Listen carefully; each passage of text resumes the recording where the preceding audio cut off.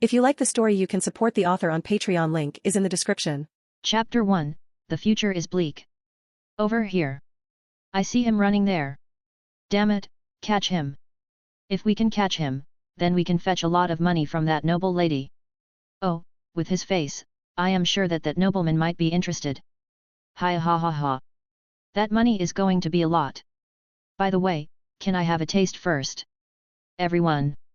Regardless, no matter how happy this kidnapper group was, the protagonist of this story, Masa, was in his deepest despair. When he thought he had a new chance to live and enjoy his life to the fullest, he never thought he would meet his misery.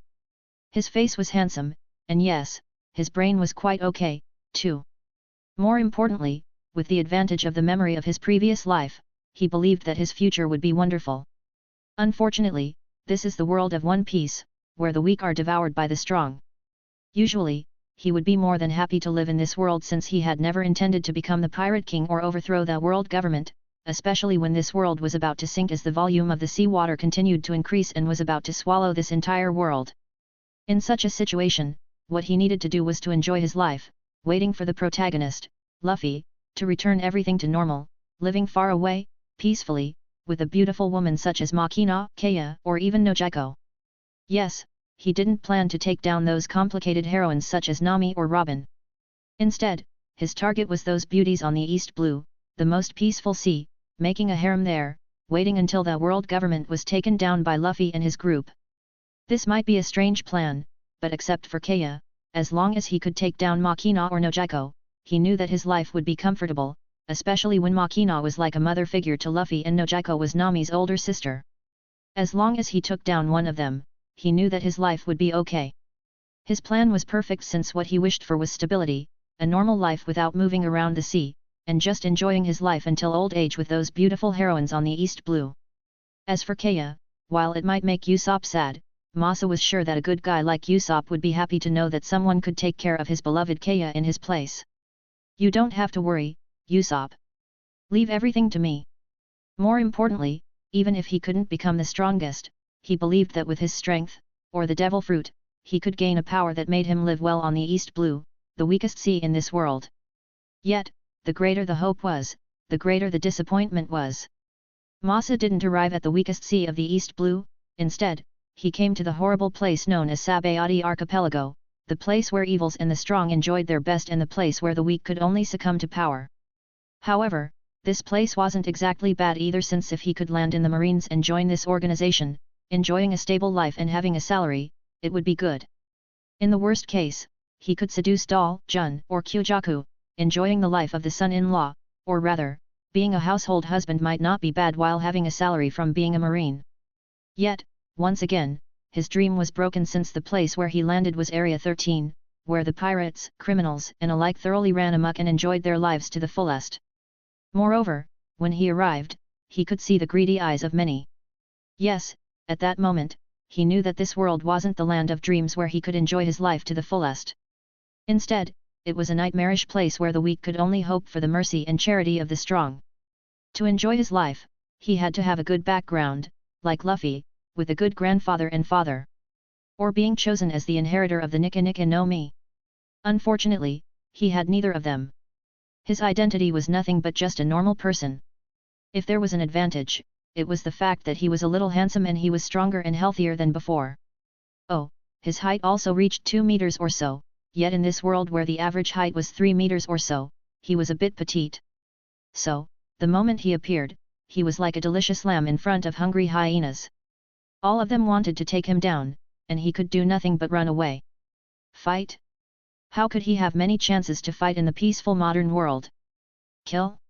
Did anyone think that he was a criminal or an assassin in his previous life? He wasn't an ice guy protagonist, okay? However, at this moment, he wished to be an ice guy protagonist, at least, even if there was a misunderstanding, or he just lived in the poor village, he could live a peaceful life instead of being chased by kidnappers, pirates, and other criminals.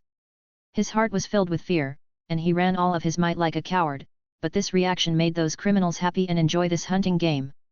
Fortunately, even if the physical ability of the people in this world was good, their brain was hardly developed, so Masa was able to hide in the dingy, dirty alley. Ha ha ha ha, Keep running. Keep running.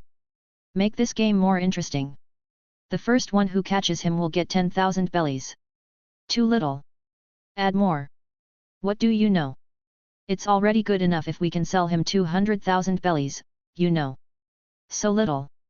Those criminals talked happily and loudly, without caring about anything.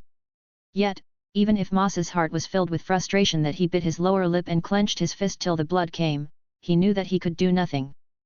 He was too weak. In front of the sharpness of the blade and the force of the bullet, could he even do anything? He didn't even have a fucking gomu gomu no mi like Luffy. Oh, fuck, it was a nika nika no mi. However, no matter how much he complained, he knew that he was already dying. He was hungry, tired, and had no more energy to run anymore. What should I do? Should he run for the Marines? If he could, then he would, but where was it? Oh, right, there's Silver's Rayleigh and Shakiyaku. He remembered that those two figures were in this place, but once again, where were they? If he came out from their hiding place, he knew that he was as good as dead, and he knew that he would die in a pathetic way with a bleeding lower body. Yet, as he was in his deepest despair, he found something on the corner. Probably, it was his luck or fate, but in this place where no one expected, he found the legendary devil fruit. This. Masa was dumbfounded, but he became excited and grabbed the devil fruit directly. At that moment, he knew that his chance to live came once again. As long as he ate this devil fruit, he could have a chance to run away, train to become stronger, and then get his revenge. Even if the devil fruit was dirty, he didn't hesitate and ate it directly. Ugh! It was said the taste of the devil fruit was horrible, and tasting it for the first time, he realized how awful it was, but he kept eating it clean until nothing was left. As he ate, he also wondered what kind of devil fruit he had eaten. However, if possible, he wanted to eat a Zoan-type devil fruit since even if it was the weakest herbivore type of animal Zoan, he didn't mind since as long as he could eat this type of devil fruit, he would gain an enhanced physical ability that allowed him to run away. Fuck, if possible, he wanted a worm fruit, so he could escape by digging the soil, then did his revenge by burying those criminals into the ground, killing them by torment. If it had been before, he wouldn't have imagined that he could be so cruel, but his mentality was distorted in this place, and if he wanted to live well, he had to become cruel. So, what kind of power is it? Was it Zoan? Was it Logia? However, if possible, he didn't want to get a Paramecia type since it was the most random ability. Moreover, the improvement in physical ability was the weakest. While Logia's physical improvement might be quite similar to the Paramecia, at least he could turn into the element, and unless he met a powerful fighter that could use haki, he knew that it was impossible to kill him. More importantly, according to his observation, if the criminals who wanted to catch him were strong, then would they gather in a group to toy with him like this? It was because they toyed with him that he knew that the positions and strength of those criminals were at the bottom of the food chains. It was because of their distorted mentality that they enjoyed bullying him. However, no matter what, they were stronger than him, and what he had to do was become stronger than them first so he could gain his revenge. The Logia type or Zoan type. Even if Paramecia had the highest potential, which could affect the concept if he died, then what was the point? Yet, once again, he had to hit another despair, especially with the devil fruit that he had eaten. Jake no mi. His expression became so ugly, especially when he could feel a zipper suddenly forming on the top of his head, and his body almost became cloth-like. Yet, as he was in the middle of his thought, bang! His head burst, and before he felt anything, he died. It's dangerous. A man who came to the alley rubbed his chest worriedly as he looked at Masa's lifeless body and the uneaten part of the devil fruit in Masa's hand. I almost gave him a chance for revenge. No matter what the devil fruit was, as long as Masa ate it, he would have a chance to kill all of them, so the man knew that he had to kill Masa before Masa grew. What a shame. Still, watching his handsome face become ugly due to the headshot, the man sighed helplessly before he walked away, knowing that the high-quality good was ruined. Yet, what the man didn't know was that Masa didn't die at this moment, but he was pulled into a certain space, a white palace with two figures standing before him. There was nothing in this place, and there were only the three of them, but as soon as they saw each other, their expressions became strange. You are, me. 3x. Chapter 2, The Unluckiest Masa. At the sight of each other, the three figures were struck with an intense shock. They knew, without a doubt, that they were Masa. They were one and the same. The same identity, past lives, face, and everything. If there was a difference, it was the fact that they were reincarnated into a different world. Masa from the world of One Piece, who had just eaten his devil fruit, looked at the two masses before him. Still, before he could talk, someone else took the initiative. I am Masa from the world of Mahuka. Where do you two come from? The young man with an elegant yet strong body like the legendary beautiful elf from the storybook looked at the two curiously without elongated ears as he looked at the two curiously. Mahuka. 2x. One Piece Masa and another Masa looked at this Masa in surprise, and naturally, they were familiar with the world of Mahuka as they had watched the show in the past. This world of Mahuka was a unique world where there was a magician in the modern world. More importantly, the system of magic was quite unique as it was combined with science and futuristic technology. Still, while this world was amazing, they decided to finish their introduction first. Masa from the world of One Piece didn't start his introduction due to his complicated thoughts and his previous horrible experience as his head burst open, so the other Masa, who had a robust and strong body like a beast, yet with a devilish charm and even devilish features, whether wings or tail that's similar to a devil, started to make his introduction first. I am also Masa, but I am from the world of DXD. DXD. 2x. The two were shocked when they found out there was a Masa from the world of DXD. The boobs. That one. That perverted work. That one. The one where all the girls become stupid and show their boobs so the protagonist can become stronger. That one. You are not the enemy of Issei Hyudo, right? Masa from the world of DXD understood their worries, so he shook his head and said, fortunately, I am living quite well since I am a high-class devil, and I have been living in the underworld, never going to the human world. That's good then. 2x. As they were Masa, they were quite similar to each other. Stability. The three of them had similar thoughts, and as Masa from the world of DXD knew the story of DXD, naturally, he would try to avoid going to the human world where all the problems existed. While there were fallen angels and other creatures in the underworld, it was the home of every devil and, more importantly, as a Masa from the world, DXD was a high-class devil, which meant a noble. They knew that his life should be okay even if he wasn't the most powerful. Or rather, as long as Masa from the world of DXD was living far away from the Gremory, the Satrai, and all the devils that were related to Issei, everything would be okay, especially when the underworld was a gigantic place. Even if the problem existed, as long as Masa from the world of DXD could maintain a low-profile attitude yet continue to train to become strong, he would live well. By the way, are you a magician or a normal person? Masa from the world of One Piece talked for the first time as he looked at Masa from the world of Mahuka. Oh, I am a magician. Which family are you from? Similar to the world of One Piece or the world of DXD, if one wanted to live well in the world of Mahuka, Masa had to have a good background. Masa from the world of DXD was lucky, so what about Masa from the world of Mahuka? My family is quite okay. Not the most powerful, but not the weak either. It is good enough. That's good then. 2x. The two nodded, and then lastly, the two looked at Masa from the world of One Piece, who was also the tallest Masa among the three. While their features, height, and body type were quite different, the three were handsome on their own, and the three also had short brown hair, but there was no doubt that the impact that was brought by the height of the last Masa was unique. Still, similar to the two, Masa from the world of One Piece's appearance was so handsome, too. Or, rather, did they become more handsome? However, let's talk about that later. What about you? I am from the world of One Piece. Oh. 2x. The two were surprised and excited when they heard his answer. Watching their excitement, Masa also understood why they were excited. After all, unlike the world of DXD, where the heroines are completely irrational and stupid, they throw themselves at the perverted protagonist. Fuck, even the wife of the brother-in-law of Issei, Grafia Lucy Phage, had thrown herself to Issei when her husband was working hard to fight against the terror of the world, showing the fickleness of a married woman in the world of DXD, yet also made him enjoy his harem to the fullest. Or rather, with the acts of those heroines from the world of DXD, Masa from One Piece and Masa from Mahuka wouldn't feel surprised if Masa from the world of DXD decided to remain unmarried, considering no one would be saved from being NTRD by Issei Hyudo, the original protagonist.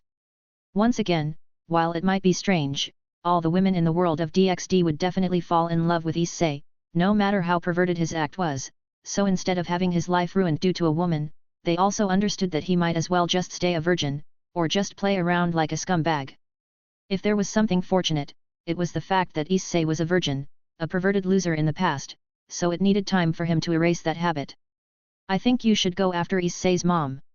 She might not be the most beautiful, but her breasts are huge, and you won't have to worry about Issei. Moreover, when you think she is the protagonist's mother, isn't she hot? Masa from the world of DxD was stunned, realizing his mistake before he looked at the two masses before him. You two really are me. The three quickly showed an awkward and shy smile when those words fell. But then again, Issei Mama is in Japan, so it is troublesome. Well, that's true. 2x. Unlike the underworld, the human world was different, and there were many dangerous forces there.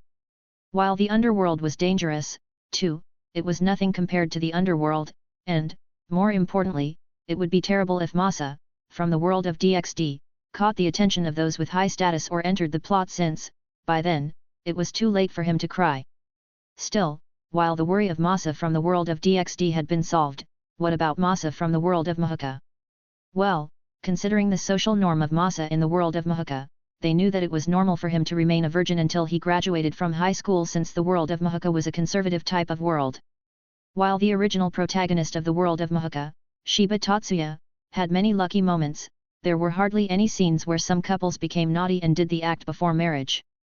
Instead, it was normal for the magicians to have an engagement when they were young and get married when they graduated from the university, so there was no need for Masa from the world of Mahuka to be in a hurry. That was why there was no doubt that Masa from the world One Piece was the luckiest among them. Not only did the world of One Piece have a lot of beautiful women, but it also had a country that was filled with nothing but women. More importantly, there was a good place known as the Pleasure District. Fuck. They knew that Masa from the world of One Piece was the luckiest. Those heroines with long legs and large boobs, like the same Masa, all of them understood that Masa from the world of One Piece was going to enjoy it well. Nevertheless, the two didn't feel jealous since, similar to Masa from the world of One Piece, the two of them had a lot of potential in their own worlds. Still, let's forget the problem about the heroines since the heroines weren't the priority. Instead, they knew that they had to talk about their new ability, their unique ability that was gained by every protagonist of the reincarnation story. What was their cheat? However, before all of that, they had to understand why the three of them could appear in this space at the same time. Did you do something before? No, I am just resting and reading at home. How about you? Me too. Oh, it's probably due to me. Masa from the world of One Piece suddenly said. Oh. 2x. What did you do before? Nothing. Really? Yet. Masa from the world of One Piece nodded and said, I just got shot in the head and died. 2x. They took back their words. Masa from the world of One Piece was the unluckiest. Chapter 3, We're Our Own Cheat. The moment Masa from the world of One Piece started to talk, he started to show his grievance to the two so he could feel better, telling them what kind of hard work he had just received after he came to the world of One Piece a moment ago. Masa from the world of Mahuka and DxD didn't say much but listened to his complaint carefully and even comforted him since they had to say that Masa from the world of One Piece was so unlucky. After all, unlike the two who were born from a good family and relatively good talent, or even could be said as exceptional, their treatment within their family was good or even the best. Masa from the world of One Piece landed directly on the Sabaody archipelago, knowing nothing, having nothing, and was also directly chased by the group of criminals to be sold as a slave the moment he appeared. More importantly, this guy had just died being shot by the criminal. The two of them had never experienced such a thing, but there was no doubt they felt sorry, and if possible, they wanted to help him since they were all Masa, and wasn't it natural for them to help each other? Thanks for listening to me. No, it's fine. Yet, you don't have to worry about it. As expected of Masa, after he released his complaints and dissatisfaction in his heart, he quickly recovered and was ready to move on, preparing for his future life since, unlike Masa from the world of DxD and Mahuka, he had to think about his future carefully. Masa from the world of DxD and Mahuka also nodded since, while their situation was okay, it wouldn't hurt to become stronger. Masa from the world of Mahuka was fine since Tatsuya Shiba was a good protagonist, and as long as he didn't touch Tatsuya's little sister, everything was fine. Probably, if he could become closer to Tatsuya, it would be even better since there was no doubt that his life would be nice. If he couldn't handle the problem, then he could just leave everything to Tatsuya and return to his hometown, living well till death. Meanwhile, Masa from the world of DxD knew that he had to prepare himself better, since even if he was a high-class devil, the life of a devil wasn't that peaceful, especially when the society of devils was divided into several factions. The Four Satans faction, the Great King faction, and also the Hidden Old Satan faction. Well, no matter what the factions were, as long as he didn't provoke Issei, everything was good, he thought. Still, the real problem was Masa from the world of One Piece, since he was still in the den of criminals, and more importantly, they needed to understand their new abilities better. Yet, they had to say this ability of theirs was quite good, they thought. Sharing. Yes, this was their ability. Due to their connection within this space, all of them could share their everything, whether it was knowledge, talents, experiences, abilities, and everything. In other words, whatever was owned by Masa in the world of One Piece, DxD, or Mahoka, all of them could share it with each other. Still, if there was something that made them happier, it was the fact that the three of them could pile their everything on each other. Those words might be strange, but as there were the three of them, whether it was their charms, appearance, talents, or learning abilities, they became 3 times stronger as there were the three of them. Once again, in other words, everything that usually takes 3 days to master could be mastered in just 1 day. Still, Masa from the world of DxD and Mahoka felt good that they had become more handsome, but Masa from the world of One Piece felt helpless, thinking those criminals would be even more aggressive toward him due to his better appearance after gaining this ability. Naturally, the two understood his worry, so they patted his shoulders, trying to comfort him. You don't have to worry. You have gained our abilities, after all. More importantly, our last ability is pretty good. You don't have to worry about anything. Yes, the last ability was something that they loved the most. Life-saving. When one of them died, they would return alive once again. Yes, as long as the three of them didn't die at the same time, even if there was only one of them left, they would be okay and live once again. More importantly, when their lives were restored, they would be teleported to a different place, a safe place nearby, so there was no need for them to be afraid of being killed once again. Masa from the world of One Piece also knew that, so he felt better. They're their own cheats. The stronger one was, the stronger the other was, too. So, at this moment, all of them knew that they had to work hard together to grow stronger together. As for traveling to the other worlds, there was no option, and they also didn't have such an interest either, since even if they could share each other's abilities, experiences, talents, and anything else, it was impossible for them to share their women, right? So, no one thought to travel to another world, and they were fine with the world they were reincarnated to. At the same time, they knew that in the future, their number might increase, and by then, they would become stronger, as the more Masa, the better and stronger they were. By the way, which family are you from, Masa Mahoka? It isn't Saegasa or Yotsuba, right? If there were 2 families that were troublesome in the world of Mahoka, it would be either Saegasa or Yotsuba. The Yotsuba was obvious since it was the family of the original protagonist, Tatsuya Shiba, who was born too. While they were known as the strongest magician family, they were hated by Tatsuya, and there was no doubt that, as the strongest family, they would be targeted by many, which was troublesome. Meanwhile, the Saegasa family was even more so, since this family had always targeted the Yotsuba family, which might also try to target Tatsuya, the strongest magician in the Mahoka universe, which was even more troublesome. You don't have to worry. I am from the Ishiki family. Ishiki family. 2x. The Ishiki family. This was a good family, while it might not be within the 10 major clans, the 10 strongest magician clans in the country, it was a family within the 18 assistant houses, which was only second to the 10 major clans, so there was no doubt its influence, wealth, and the rest was rather good, and there was no doubt Masa from the world of Mahoka could help them a lot, since the better his origin was, the better he could help them. Lastly, if Masa from the world of Mahoka was just a normal magician from a normal family, it would be hard for him to develop. Privileges had always been monopolized by the strong, after all, so if Masa from the world of Mahoka had nothing, it might be a little hard for him since he didn't have good backing.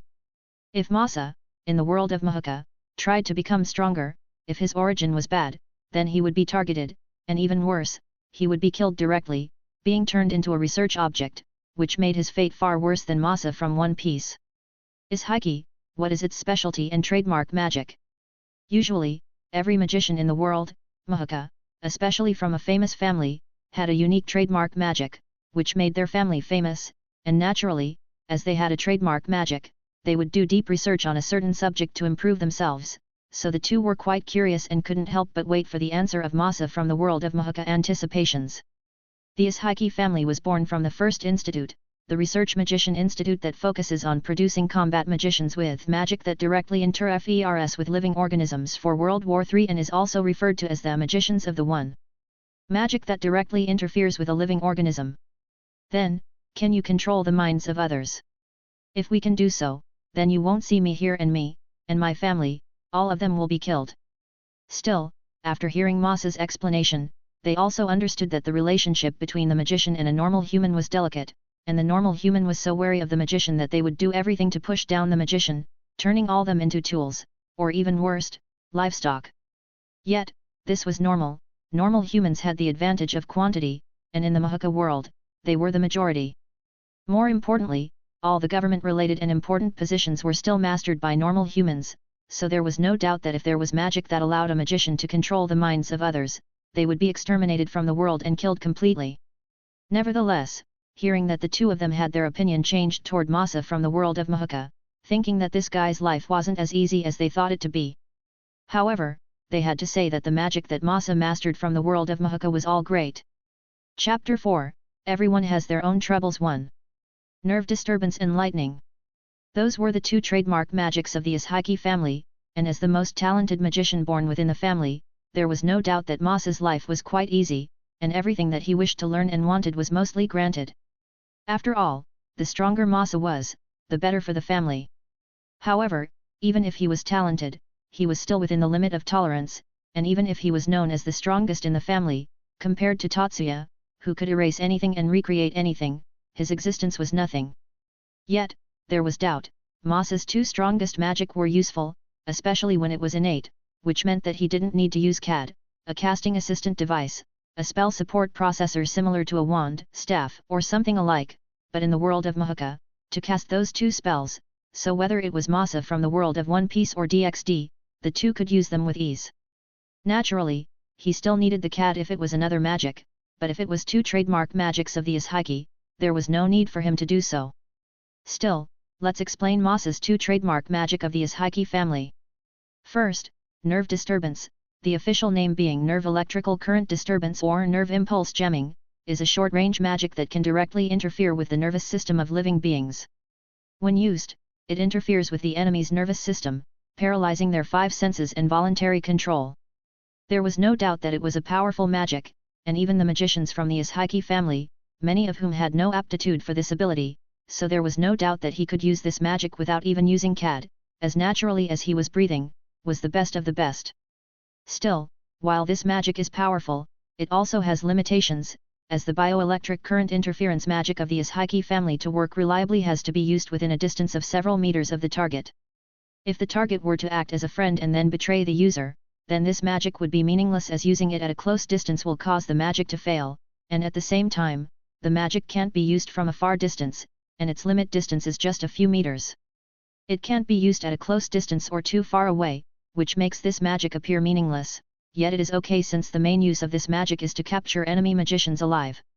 Still, considering how this magic would directly affect the human body, there might be a question as to why this magic wasn't taboo or banned, and to answer that question, it was because this magic did not cause direct interference to turn the body into a puppet.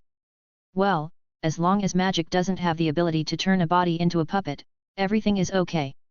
Still, in his hand, this magic was dangerous, since if he wished to do it, he could develop it further to manipulate the minds of people by sending bioelectricity to their nervous system and brain.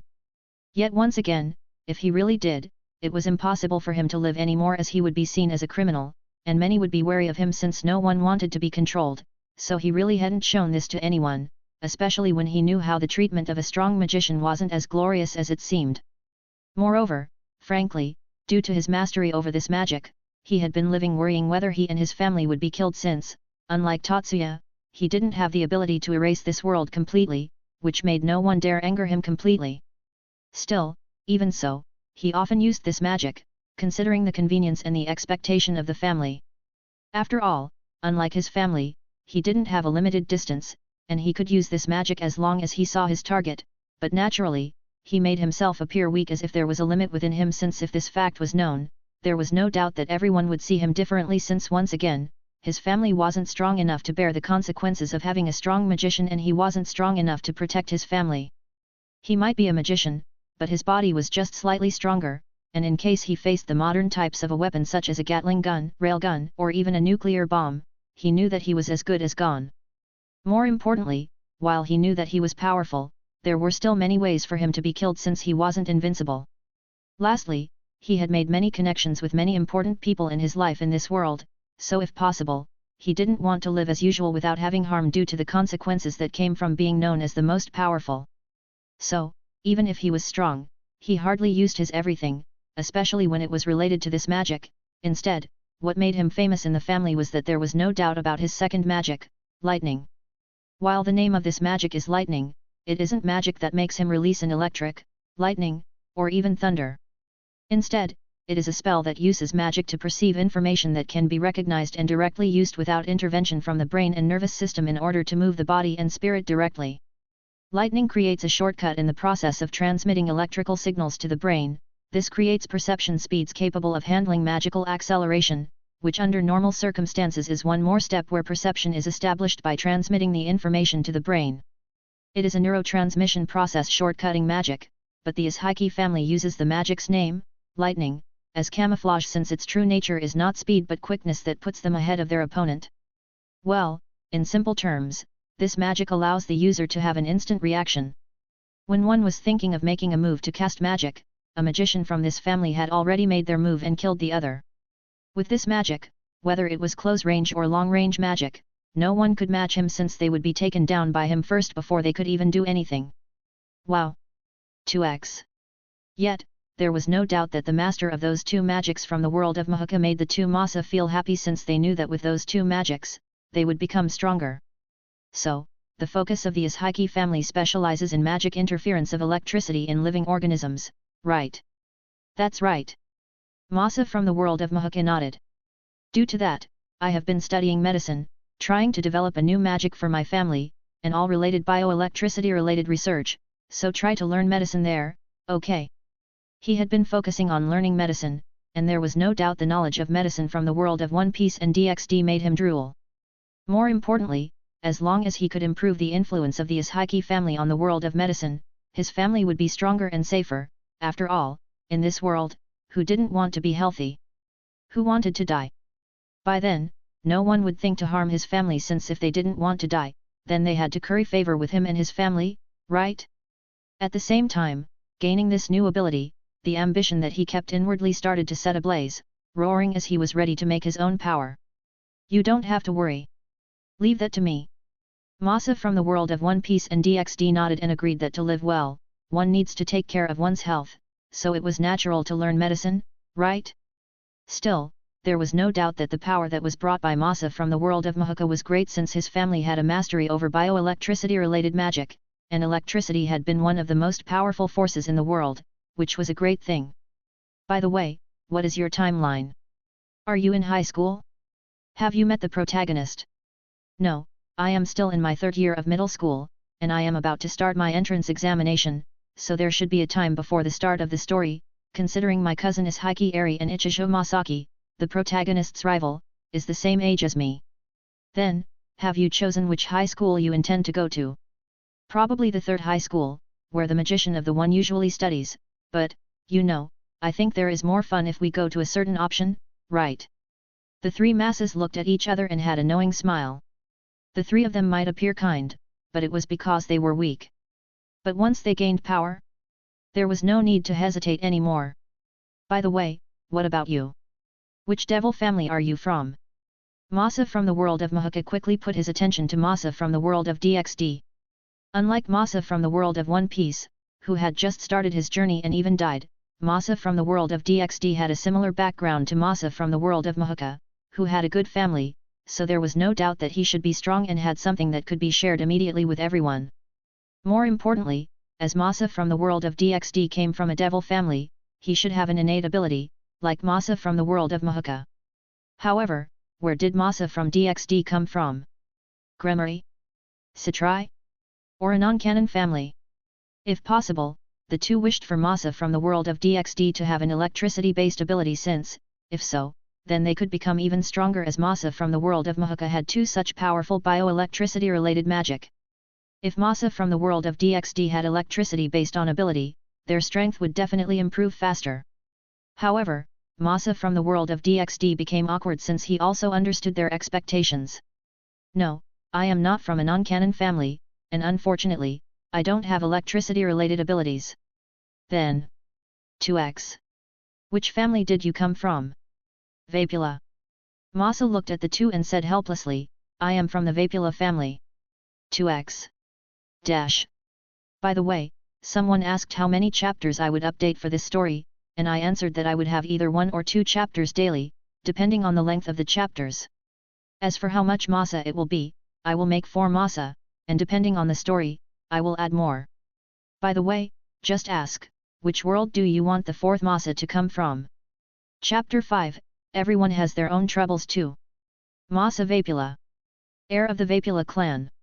He was probably the strongest devil that had ever been born in this family, and he might even be stronger than his progenitor. However, the problem is that he is a Vapula.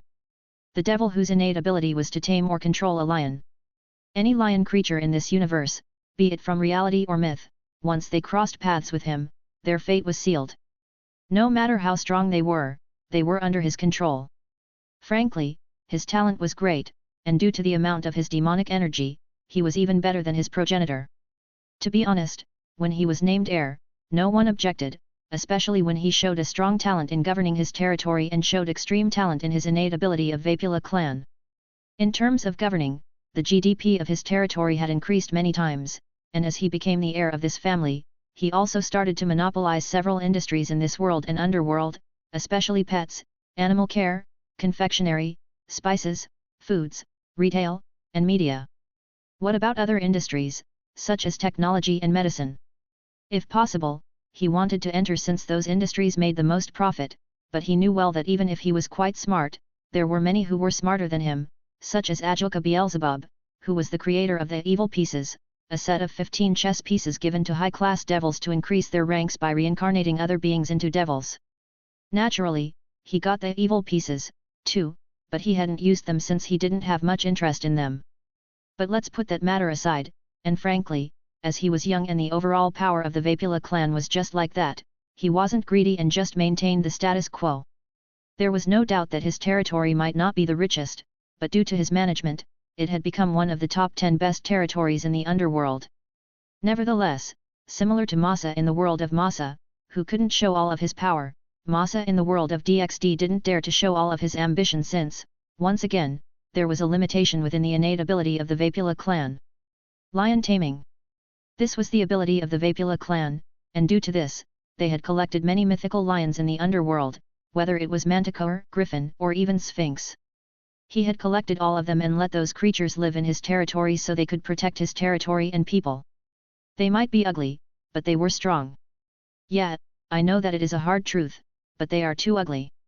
Whether it was Masa from the world of One Piece or Mahuka, the two had to agree that many lion-type mythical creatures were ugly. Or rather, those lions were too creepy. Well, Griffin was cool, though. Let's put appearance matters aside since what matters is strength, right? You are right. 2x.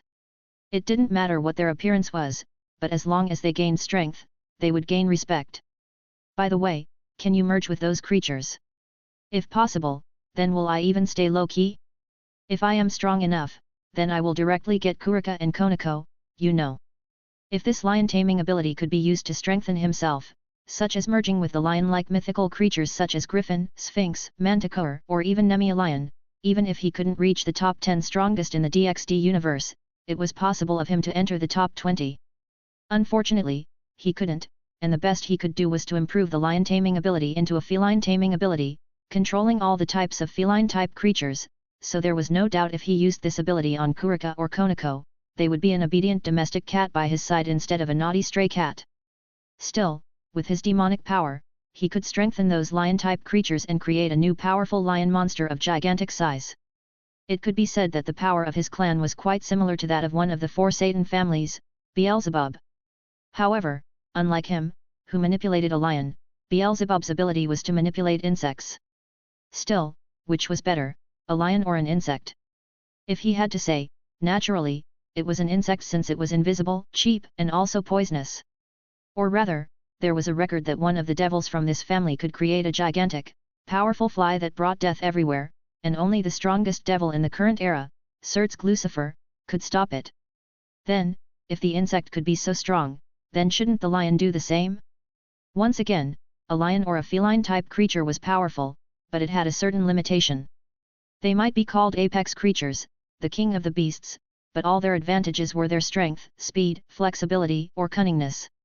What could a lion do when facing the overwhelming power of the dragon or deity? Still, if Masa really could merge or transform into those lion creatures like the Bune clan that could transform into a dragon, it would be good since that way his speed, regeneration, and power could increase, but unfortunately, he really couldn't. What about the Longinus? With your power, it shouldn't be difficult to gain Regulus Nemia, right? Sacred gear. This was an item created by the god of the Bible from the soul and body of a legendary creature. Among the sacred gear, there were a few known as the strongest, known as the Longinus, which made the user capable of even killing a god. This was also the origin power of the protagonist of the DxD universe, which made him slowly become the strongest being and achieve his dream of becoming a harem king. Still, they didn't care much about Issei Hyudo, the original MC of this world. Instead, they were more curious whether Masa from the world of DxD had gained a Longinus or not, since they knew all of those Longinus. One was created from the body and soul of Nemean lion, the legendary lion in the myth, and the strongest lion too, called the Regulus Nemia. If Masa could get the Regulus Nemia, it would even be possible for him to enter the top 10 strongest. I am not the protagonist, and do you think it is easy to search for a Longinus? Masa from the world of DxD felt speechless because of their words. Since there are billions of humans in this world, how could he find a Longinus? He wasn't the main protagonist who was so lucky that he could become the one among the billions. Or rather, he should have used all of his luck to reincarnate as the most powerful and talented Vapula clan devil. More importantly, I don't have a good background or backer that can protect me from the danger that comes from gaining that power. You are right. 2x. Once again, Masa from the world of One Piece and Mahuka had to agree. Background or backer? They knew that no matter how strong the potential of the protagonist in the story was, if they didn't have a good background or backer that could help them become stronger, it would be impossible for them to grow. How many talented people had died before their power bloomed? Many. It was also because Issei Hyudo was the servant of Rias Gremory, the little sister of the strongest devil, Sertsk Lucifer, that he could grow. If Issei became the reincarnated devil of another devil, then it was impossible for his growth to be so smooth, as the others would definitely be jealous and try to kill him. Everything that Issei gained in the story was all due to Sertsk, so there was no doubt that Issei, who almost touched Grafia, Sertsk's wife, was the lowest. Fortunately, Issei was a virgin and a coward, so nothing happened.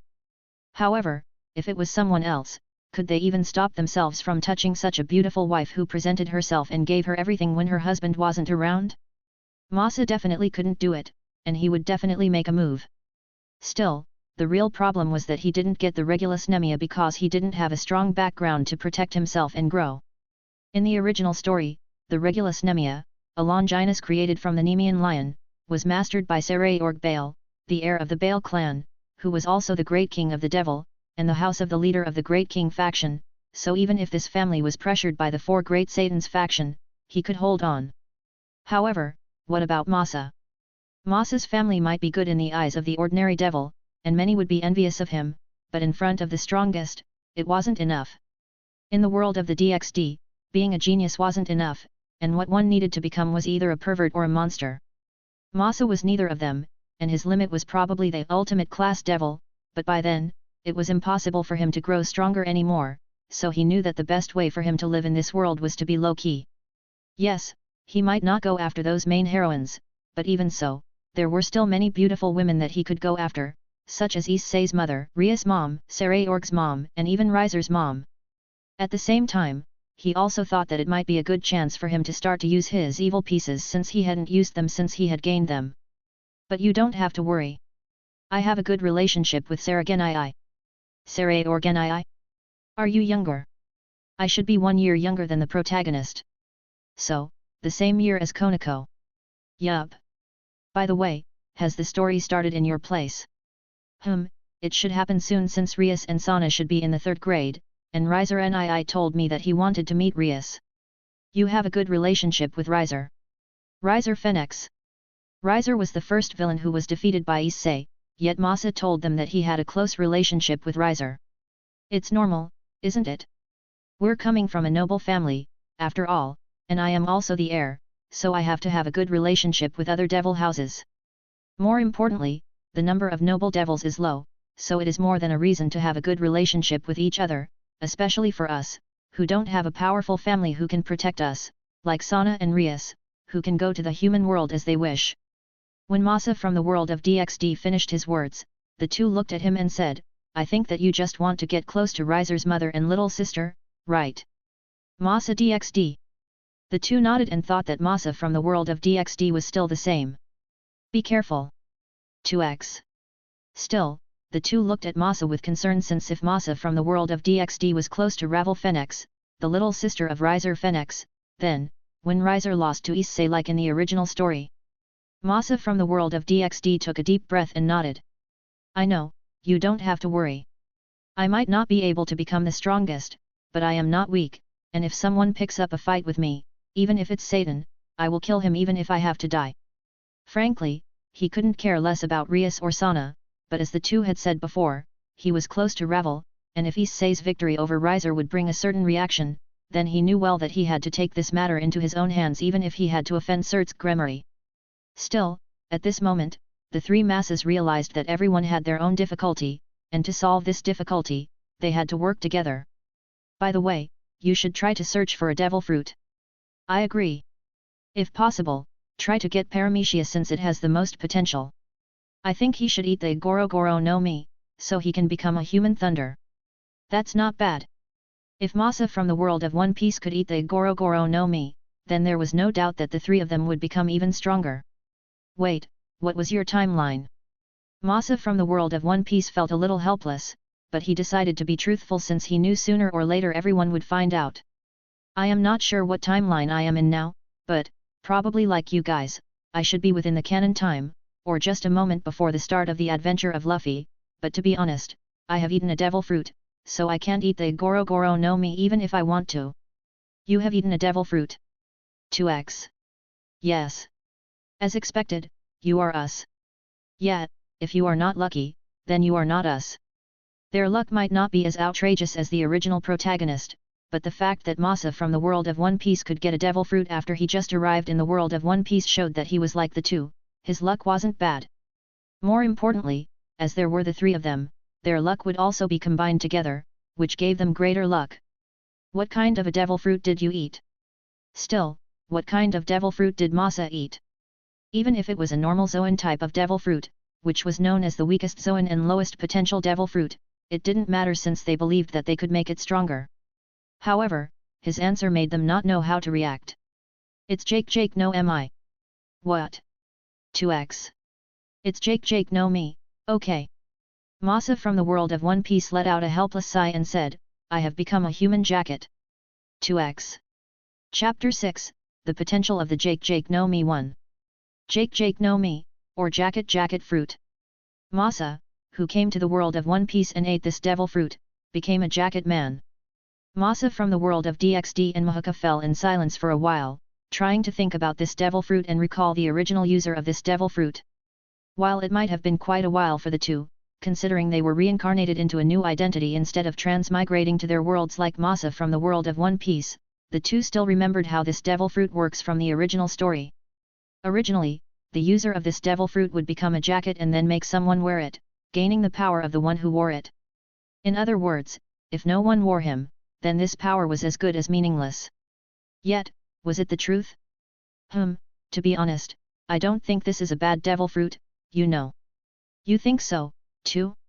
I also think that this ability has a lot of potential. Masa from the world of One Piece, who also became 3 times smarter due to the combination of the three and calmed after he came to this space, also understood that his devil fruit, Jake no Mi, wasn't as bad as it appeared to be. Yes, in the original version, the user just became a jacket and let his sibling wear it, that's it, nothing more and nothing less. Then, after the original user wore it, what would happen? Well, the original user of this devil fruit could control the power, ability, and everything of his sibling at will. It was like his sibling's strong body was his body. However, the big problem was that one needed to let others wear it before one could use the power of others. If the other didn't want to wear the user of the Jake no Mi, then this power was as good as useless. Yet, was it? The three masses looked at each other and made up their minds to make this devil fruit shine brightly. Okay, since we're all here, let's discuss the development of this devil fruit to the point of awakening, so he can train all of his might and all of us can become stronger together. Agree. 2x. No one disagreed, and the three of them started to brainstorm on how to develop this ability. First, as it was a Jake no Mi, it should give him the ability to manipulate a jacket. In other words, if someone wore a jacket, he could control that jacket to strangle someone to death or stab that someone by forming part of the jacket into a sharp point. That's not bad. But it lacks power. A jacket is nothing but clothing, after all. Not really. I think that you can be like Doflamingo. His ito no Mi is nothing but a string. It is nothing but a fragile material, but in his hand, it can become a sharp weapon, so as Jake no Mi is a cloth, something created from a string, it should be able to do the same, right? You are right, but it needs training. You have all of us here. Be confident. Masa looked at the two masses before him and felt his eyes wet. You are right. Jake no Mi might not be as useless as he thought it to be, and at the same time, by using this devil fruit, he should be able to create his own jacket like the Fuku no Mi, owned by Kinemon. Moreover, it should also be possible to change the shape and properties of the jacket as he wishes it to be. For example, you can change your jacket into sharp blades that can easily slash off limbs or other forms such as a beast, a dragon, or large fists, you know, like a Dr. Octopus. Don't use an octopus as an example. You make me think weirdly. Yeah, but let's move on, or else it might start to talk about something else. Yet. 2x. By then, the three continued their discussion about the development of the Jake no Mi. Besides manipulating a jacket and changing its form and properties as Masa wished to be, like Doflamingo, who could change the surrounding terrain into a string, or Luffy, who could imbue a rubber property into the terrain, then should Masa do the same? But making the ground into a jacket. I think that it is better to say that giving a terrain a cloth-like property. Oh, it's like the cotter of Doflamingo, who is it again? Diamante. If I am not wrong, his devil fruit should be Hira no Mi, right? Hira no Mi, the devil fruit, allows the user to make their body and any object they touch become flat and flexible, letting solid objects ripple, billow, and flutter like a piece of cloth or a flag. A jacket is a piece of clothing, too, after all, so Masa should be able to do the same, right? You can try. Anyway, the devil fruit is a powerful power since as long as there is an imagination on the user, anything is possible. If we talk about another devil fruit, which is similar to us, then it should be the devil fruit of that Tsuru, the grandmother of Kyojaku. Oh, that one. Wosha no Mi, right? That one. Wosha no Mi, the devil fruit that gives the user the ability to literally wash and hang out to dry people and objects as if they were clothes, making the user a laundry human. If Tsuru could turn others into something like clothes, then Masa should be able to turn others into a jacket, or rather, he should be able to wear others, too. You make me remember a certain hentai plot, you know. Hey? What kind of a plot? Can we have this kind of conversation later? You are right. 2x. The two knew that Masa wanted to grow stronger in the world of One Piece, even with the power of Jake no Mi, and naturally, they had to do their best to support him. Still, the original user of the Jake no Mi could become a jacket, then he should be able to apply it to others, too, right? If he could wear others, then he could probably be like Bentham or Mr. 2, who had the power of main no Mi, which allowed him to imitate others, whether it was his face or others. If Masa had worn another jacket, then he could have done something similar, which would have allowed him to invade any place as he wished or even steal the identity of others. You know what? I think that you can make one of the world nobles into your jacket, then wear it, and then steal his identity. Bentham can become the king of Alabasta, and Kurozumi Higurashi can become Odin to trick Odin's father, Sukiyaki, into turning Orokai into a shogun of Wano country. If the two could do that, then why can't you become a world noble? If Masa became a world noble, then he could live without worry. More importantly, as a world noble, the true ruler of this world, if he wished to, he could get anything. The best training, the best environment, the best woman, and everything. At least, until the world government was defeated by Luffy and his gang, Masa could enjoy his life as a world noble. Then, when the world government was destroyed, Masa could just escape, steal everything, and return to his real identity. Anyway, he just died, and no one knew who he was as he wasn't a famous character, so no one could tell what was happening, right? More importantly, with their ability, Masa wouldn't die even if he was discovered. If he was discovered and then killed, he would be resurrected by their ability and returned to a safe place. Fuck. This devil fruit is amazing. Masa from the world of One Piece took a deep breath, thinking that Jake no Mi was more frightening than he had thought. More importantly, he didn't fear death since he couldn't die anyway, as he had this special ability. Becoming a world noble. Masa had never thought of this before, but he knew that if he really did it, it would bring him many advantages as he could steal the identity of others by wearing that person in his jacket. Jake no Mi. Their eyes shone brightly as he thought that this devil fruit gave them hope to become even stronger. At the same time, a crazy idea suddenly came into Masa's head as he thought a certain idea. You know, there are 3 of us here, right? Yet. Why did you mention it all of a sudden? Masa from One Piece looked at the 2 and said, what if, my body becomes something like Blackbeard and it can make me eat more than one devil fruit because there are the 3 of us? This. 2x. The 2 gulped and thought Masa from the world of One Piece definitely could conquer the world of One Piece. Chapter 7, The Potential of the Jake no Mi 2. Crazy idea, but I like it. You can try it. Anyway, as long as the 2 of us are living, you won't die, so be bold. Anyway, as long as Masa from the world of Mahuka and DXD were living, and okay, even if Masa from the world of One Piece died, he would be resurrected. So, even if Masa's body might explode after eating more than one devil fruit, he would be okay. More importantly, in the case of a failure and he died, then the Jake no Mi might disappear from his body, and his body would return to the original body, the state without a devil fruit, so by then, he could search for a better devil fruit. While the cost might be high, as Masa needed to die, it was worth a try. Yet, there was no doubt that this was something that could only be done by Masa from the world of One Piece, who had died being shot.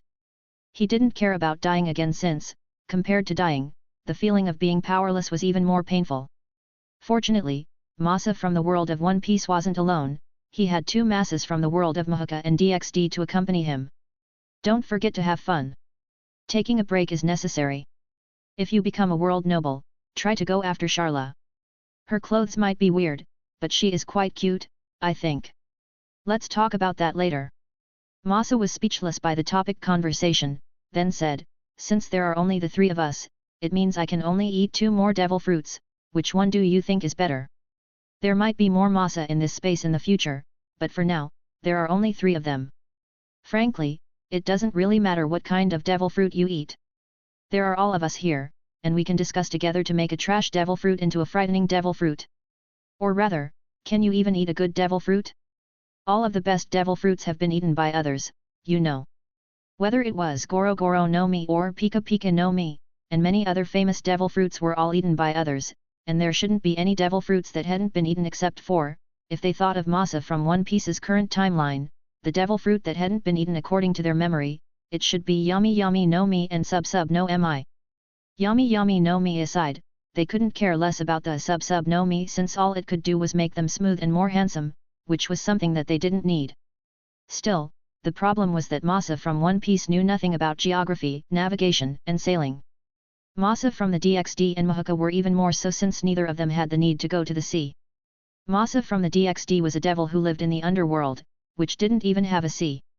On the other hand, as a magician, Masa from the Mahuka wasn't allowed to travel outside of the country, but he had some experience with ships since the Ishiki family often worked together with the Ichijo family as the magician of one to guard the ocean area on the northern region of Japan such as Sannin and Hokuriku regions.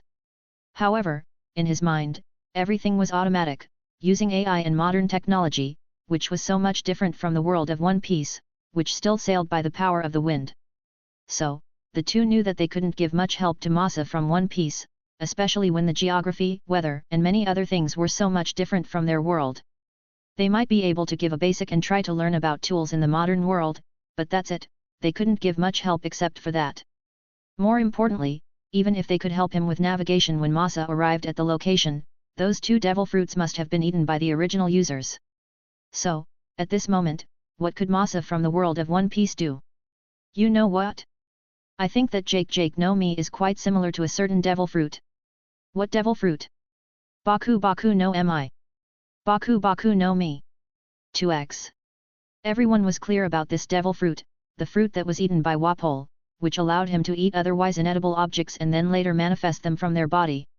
Frankly, if they thought about it clearly, the Jake no Mi was similar to this devil fruit except the fact that while Baku no Mi needed to eat the item, Jake no Mi needed to wear or wrap the item. Or rather, if Masa wished to, he could turn any item into his jacket. Then, why did he mention Baku no Mi? As they had discussed before, every devil fruit had limitless potential, if they wished to, they should be able to do it. In a certain story of One Piece, Wapol could eat his sibling, who had eaten a devil fruit, which allowed him to gain the power of his sibling's devil fruit, becoming the only character except for Blackbeard, who had eaten 2 devil fruits. Naturally, this wasn't permanent, and as he was defeated by the protagonist, this power was gone. Yet, this gave Masa a certain possibility. What if he could use Jake no Mi to devour others? He not only turned those people into his jacket, but he could pull them inside his body, devouring them, whether it was their experiences, abilities, or everything that became his. 3x. If so, then there is no need to hold back. Yet, you can get any devil fruit if you wish to. Even if the devil fruit that they wished to get was eaten, as long as the user of that devil fruit was eaten, they could get it.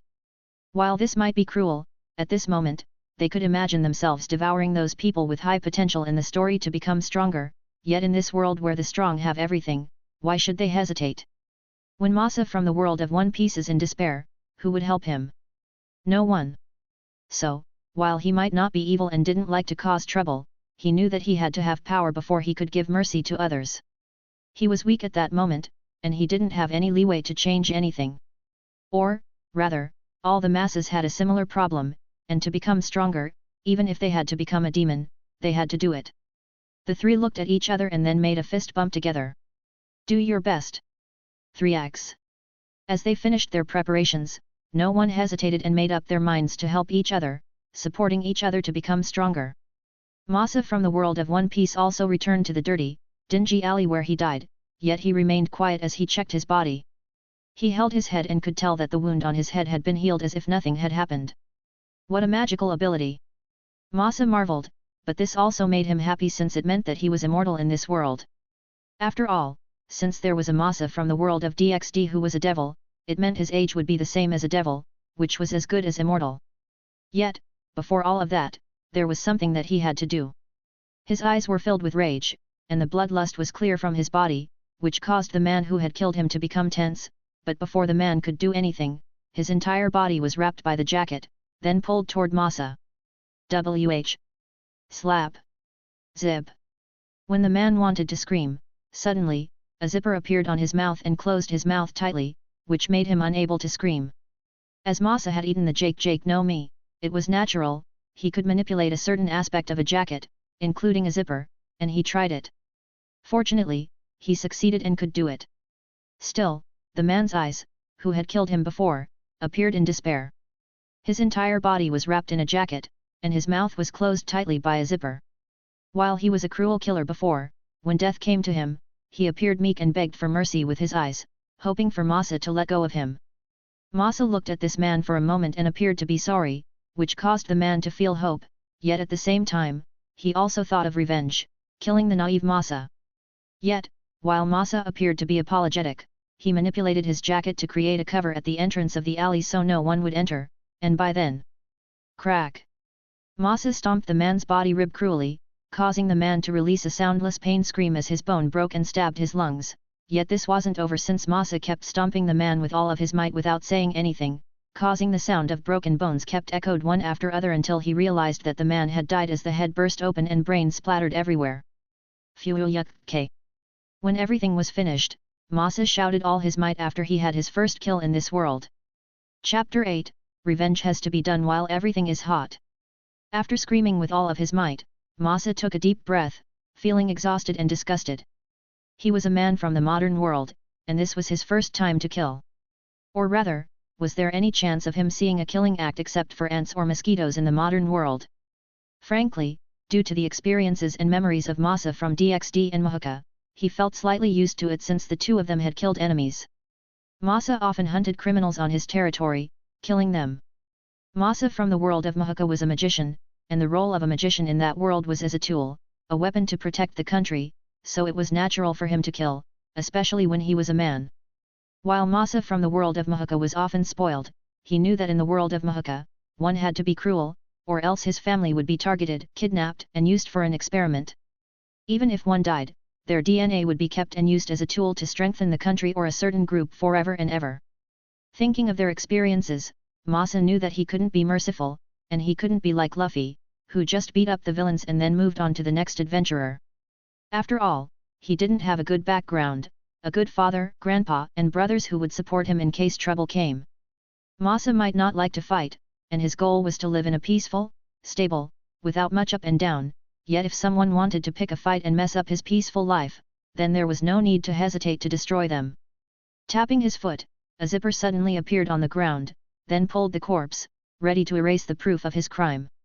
Yes, this man might be a criminal, but it was better to be careful since a certain criminal activity was sometimes being supported by the Marines or the noble. Always be careful, this is his creed. Taking the pistol from the man's hand, Masa wondered how to use it since neither Masa from the DxD nor Mahuka used such a primitive type of gun, but somehow, after a glance, he understood how to use it, considering how simple its structure was. Though, when he looked at the corpse that was about to be swallowed by the zipper ground, he thought, should I try to devour it? After all, if he really could devour someone into his body and gain their talents, abilities, knowledge and other things, it was a good thing, right? Yet, when he saw how disgusting this corpse was, he decided not to do it, especially. Weird, there should be an alley here, and that guy should have been running to be this. Before the man finished his words, he was pulled by something and then slapped directly, causing a zipper to form on his lips, then close tightly. The man was stunned and panicked, realizing the role of the prey and hunter had been reversed. Yet, Masa thought that this was a good target to try the power of the Jake no Mi. Ignoring the man's frightened expression, he tried to create a string from his jacket, which he tried to connect to the man's brain, trying to get the memory of the man from knowledge, skills which he learned, and many other things.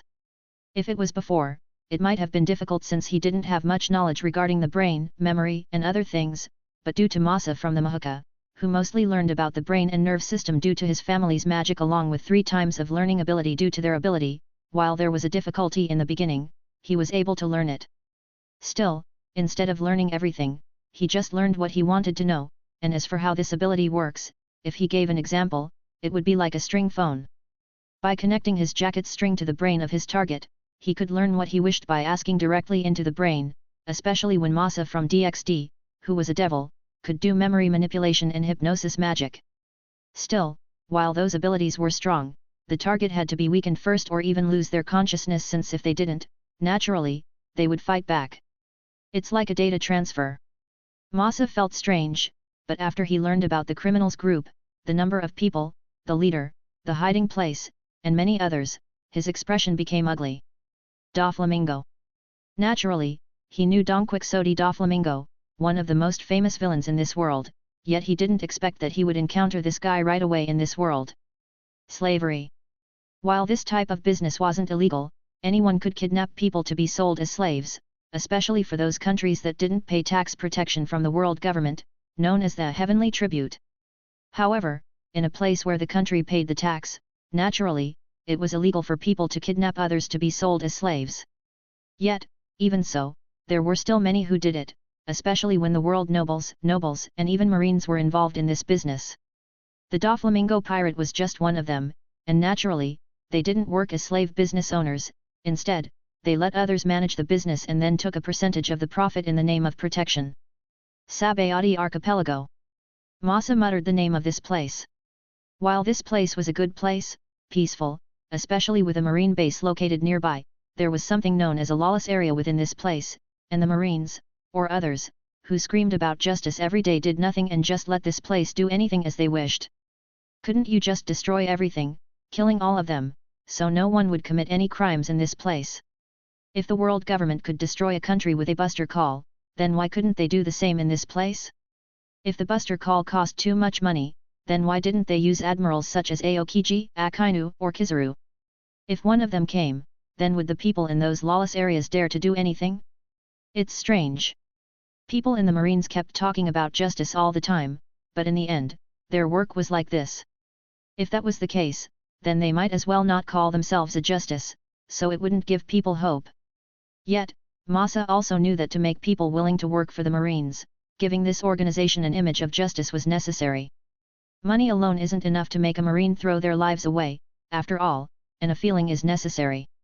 Taking a deep breath, if it was before, Masa might not have cared since he was also such a selfish guy, and what he wished to do was just to go to the East Blue, having a harem life in that place, but since this place had messed him up, then don't expect him to let them go. The man, who Masa had caught, had woken up but realized that he wasn't killed, which made him sigh in relief, thinking that Masa would let him go, yet soon, he saw a frightening scenery that made his body shudder. On the man's body, there was a huge zipper on the back, and this zipper was open, causing his entire body to become flat like a piece of clothing. The man tried to scream, but he couldn't since his mouth had become a zipper. He tried to move, but he couldn't since his body had lost control, and soon, his being was robbed. Masa entered the body of a man and turned the man into a jacket. Patting his face softly, he felt weird, but he walked out of the alley and looked for a mirror or a glass to see the reflection of his face, then, as expected, he had become the man he had worn previously.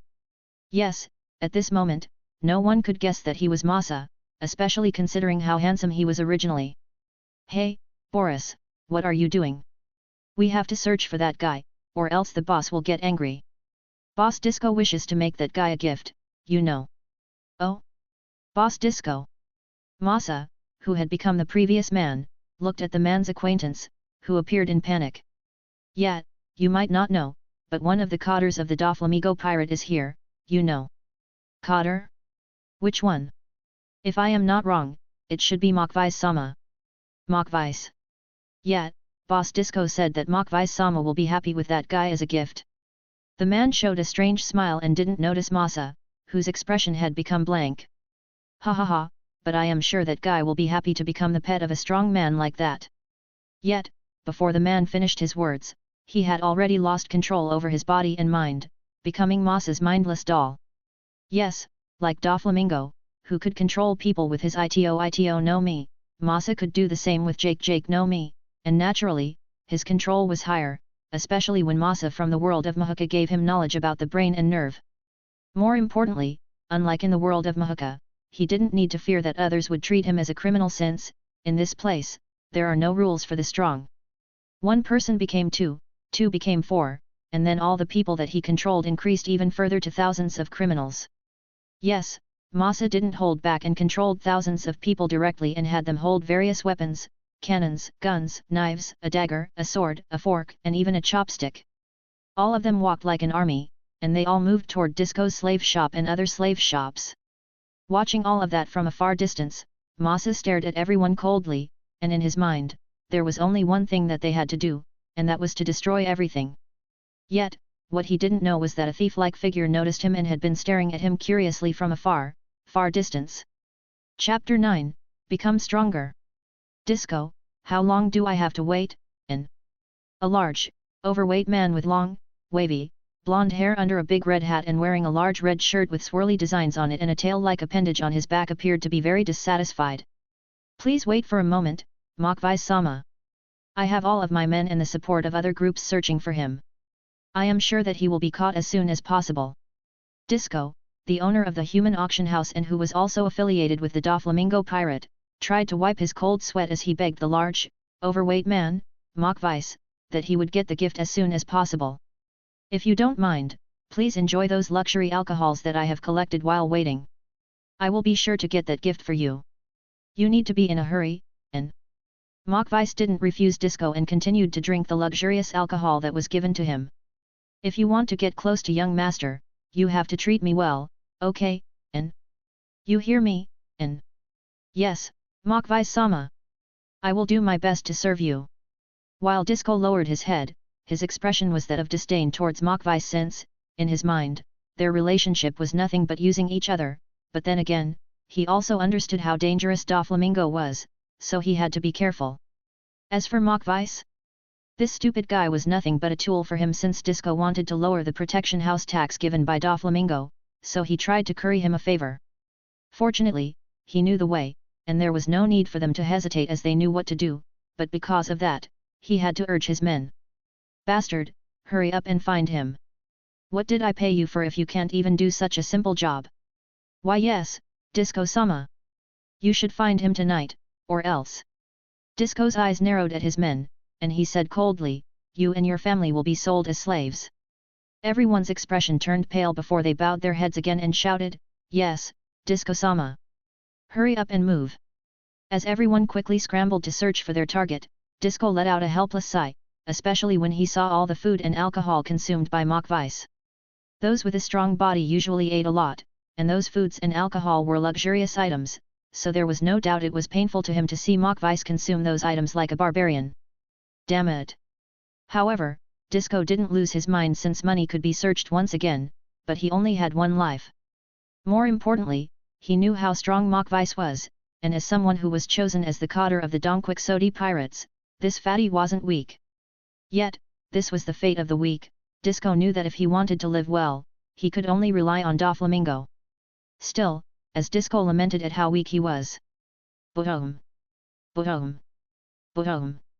Disco heard loud explosions, which startled him, but when he wondered what was happening, the most luxurious room where he stayed was bombarded. What?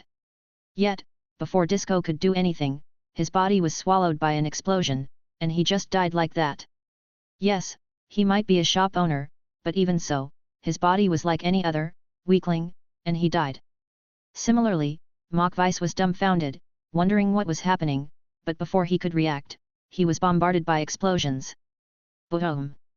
Boom! Boom! What's happening? Stop! Stop! What are you guys doing? At the same time, in other slave shops on this island, all of them were attacked by mobs. The people that Masa had controlled might have been a group of weaklings, but when thousands of them gathered, they had a great impact that made people feel pressured. Moreover, he made this attack at night when everyone was about to sleep or had already fallen asleep. No one was prepared, but Masa had made his complete preparations. At the same time, he didn't feel guilty about killing those he had controlled, or rather, he made them perform a suicide bombing, exploding themselves with a bomb to destroy everything. At the same time, he also made those people let go of those slaves to make an even more chaotic situation in this place. Unfortunately, some of the slaves were chained or had a bomb-like device on their necks. There was nothing he could do about those types of slaves since, at this moment, he had to be careful and remain hidden so everything would be okay, especially when he thought about his next plan. Using several cats as a connection to see the outside world, Masa remained underground, watching everything as he controlled his thousands of puppets to destroy everything. Fortunately, this was a lawless area, so no Marines would come to this place, and even if there was a mess, no one would come.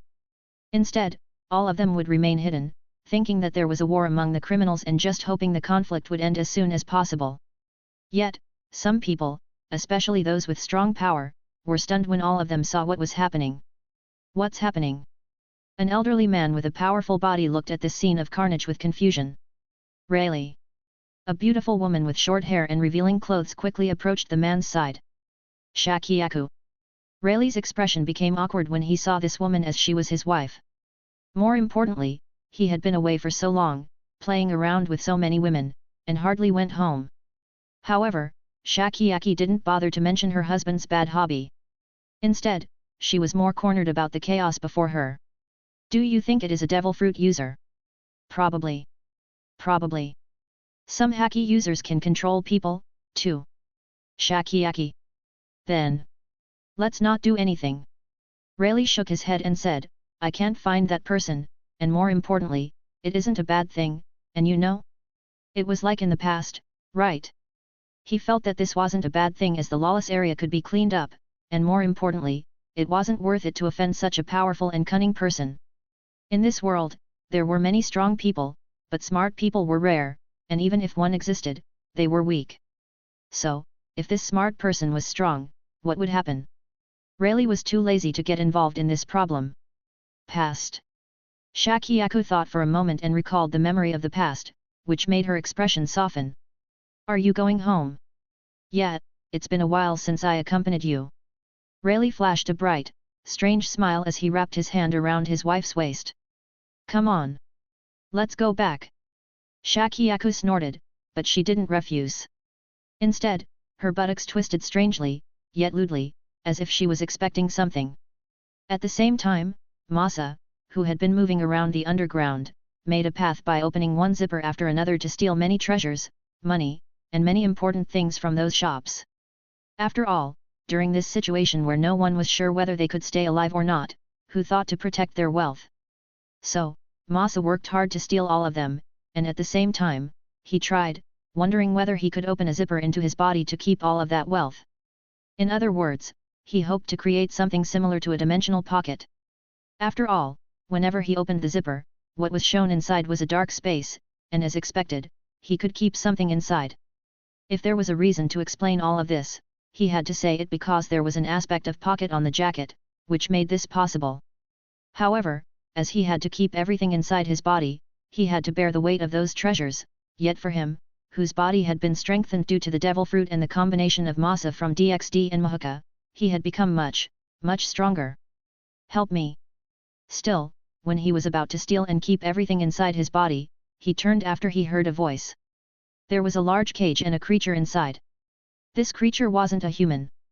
Instead, it was something like an animal, but it could talk like a human. Or rather, this creature was like a human but with furry mammalian features. Mink tribe. Masa remembered this unique race from One Piece and didn't expect to meet this kind of race in this place. However, when he thought that this was a place where many slaves were sold, he felt that it was normal to see a mink tribe or two. Please kill me. A lion-like man had his body beaten up, and he knew that he couldn't live any longer. Moreover, what awaited him was nothing but torment and nightmares, so he might as well ask others to kill him. Yet, due to his strong physical ability, he would live for a little longer and couldn't die immediately. If so, then wasn't it better to die right away? Masa looked at the pleading eyes of the mink tribe for a moment, then granted his wish. You don't have to worry. I will give you your revenge. Thank you. The mink tribe died with a peaceful smile, and as soon as he died, Masa took a deep breath and decided to devour him, making the mink tribe man part of him. As soon as the mink tribe was inside his body, Masa could feel a new power within his body. Not only did his physical ability grow stronger, but powerful electricity suddenly exuded from his body, and he knew that he had gained the special power of the mink tribe, Electro, which was an innate race ability of the mink tribe that made them able to use a powerful bioelectricity. Similar to the ishiki family of Masa from the world of Mahuka, whose specialty was bioelectricity-related magic, but the Electro was even more powerful since the physical of the mink tribe were different from a magician in the world of Mahuka. Still, there was no doubt that Masa from the world of Mahuka owed him, he thought. At the same time, he had become stronger, but this wasn't enough. How dare you attack me, IIN. I will kill all of you, IIN. Die, IIN. As Masa heard this loud, angry voice, he knew that there was another chance for him to grow stronger, and of course, he wouldn't let this chance go. Dash. Maybe some of you can guess what his next devil fruit is? Also, what do you think of Alvida? Chapter 10, My Second Devil Fruit. Die, IIN. Mokvice, who had escaped from the ruin, jumped high into the sky before he fell to the ground and decimated everything. A powerful force spread in every direction, caused an earthquake in the area, and, at the same time, turned those people into mincemeat. Yet, even so, no one hesitated and continued to attack Mokvice, trying to kill him, attacking all the fragile parts of his body even if the price was their lives. At the same time, many also committed suicide by exploding themselves one after another. Fuck. Mokvice was completely panicked when many people kept exploding in his direction, causing so many wounds and injuries on his body. Yes, while he might be a coder on the Donquixote pirate, he didn't master a haki. Still, his pride didn't allow him to run away since it would tarnish the name of his young master, and more importantly, he wasn't weak enough to be defeated by a group of trash. Die, IIN. Using his devil fruit, Mokvice tried to punch everyone in the surroundings, causing those people to be decimated as their entire bodies broke. Tun no mi. This was the devil fruit, which he had eaten and allowed him to drastically increase his own body weight, leveled by metric tons. There was no doubt that it was a powerful devil fruit since his punch had become so powerful that it was enough to kill someone with just one punch. At least if he faced a group of small fries, he would be undefeated. At the same time, as long as one of them died, and they saw his incredible might, based on his experience, they would be panicked, and by then, he could start his revenge by a massacre. Yet, unexpectedly, boom! His head was hit by a cannon, causing him to be stunned for a moment, and naturally, those who were affected by the explosion died, but the others never stopped and kept attacking Mokvice, and some of them stabbed their knife into one of the Mokvice's eyes. Stab! The moment the sharp knife stabbed into one of his eyes, causing him to be in so much pain that he woke up after being hit by a cannon, he quickly turned his head to avoid another attack who tried to aim for his eyes. Still, Mokvice quickly woke up and screamed painfully before trying his best to run away. Get the hell out of me, IIN. Let go, IIN. Mokvice had decided to run away since he felt that those mobs were crazy. They weren't normal. What was wrong with them? His head was all bloody, and his body was covered in injuries that no part of his body wasn't red. However, when he tried to escape by changing his weight to 0, everyone grabbed him together, trying to pull him down so he couldn't escape. Let go, IIN. As he moved his hands, increasing the weight to cause a powerful force that blew everything, which made him ready to escape, only a fist suddenly grabbed his belly, digging deeply into his flesh. It hurts, IIN. His mind was crazy, and Mokvice was desperate to comply, but at the same time, he realized that this person was different from others. When he looked down, he saw a small hole in the ground, which was only enough for a fist to come out, and at the same time, zipper. Yet, before Mokvice understood everything, Masa directly used an all-out attack. Jake curtain. A jacket-like curtain covered Mokvice from above and surrounded him along with a few people before they suddenly vanished. Hey, where is he? I am not sure. But, what is happening? When everyone was confused, Mokvice never vanished, and he was still in the same location. The only difference was that he was covered in a gigantic jacket that reflected himself and his surroundings like a mirror, which made people think that he had disappeared even though he was in the same position. Moreover, as it was at night, it had made it even harder for people to see what was happening. Naturally, if someone had an observation haki, then they would notice what had happened, but fortunately, those who could use it weren't present. Yet, Mokvice quickly realized that he was being targeted by a devil fruit user. Still, knowing all of this, instead of getting scared, he became courageous and angry that someone would dare attack him. It must be you, and how dare you attack the great me, and don't you know my identity, and I am the great pirate under the young master, Don Quixote da Flamingo. If you kill me, then be prepared for my young master's revenge. My young master will definitely kill you. Usually, as soon as people hear the name da Flamingo, they are frightened and hesitate in their actions. Mokvice thought that this coward, who could only hide among the crowd, was the same, thinking that this guy would definitely be scared and stop attacking him. Though he had to say, Masa's hand was quite weird as it was long, and instead of flesh, it was like a zipper, which confused Mokvice. At the same time, he tried to see Masa's face since, by then, he could start his revenge and ask his young master and others to help him get revenge. If you know, then hurry up and stop attacking me, and stop all of them for me, and as Masa didn't say anything, Mokvice thought that he had won, but unfortunately, it was just because Masa was too lazy to say anything to Mokvice. Jake Iron Maiden. All of a sudden, the curtain that covered them suddenly turned into thousands of sharp spikes that stabbed Mokvice at the same time.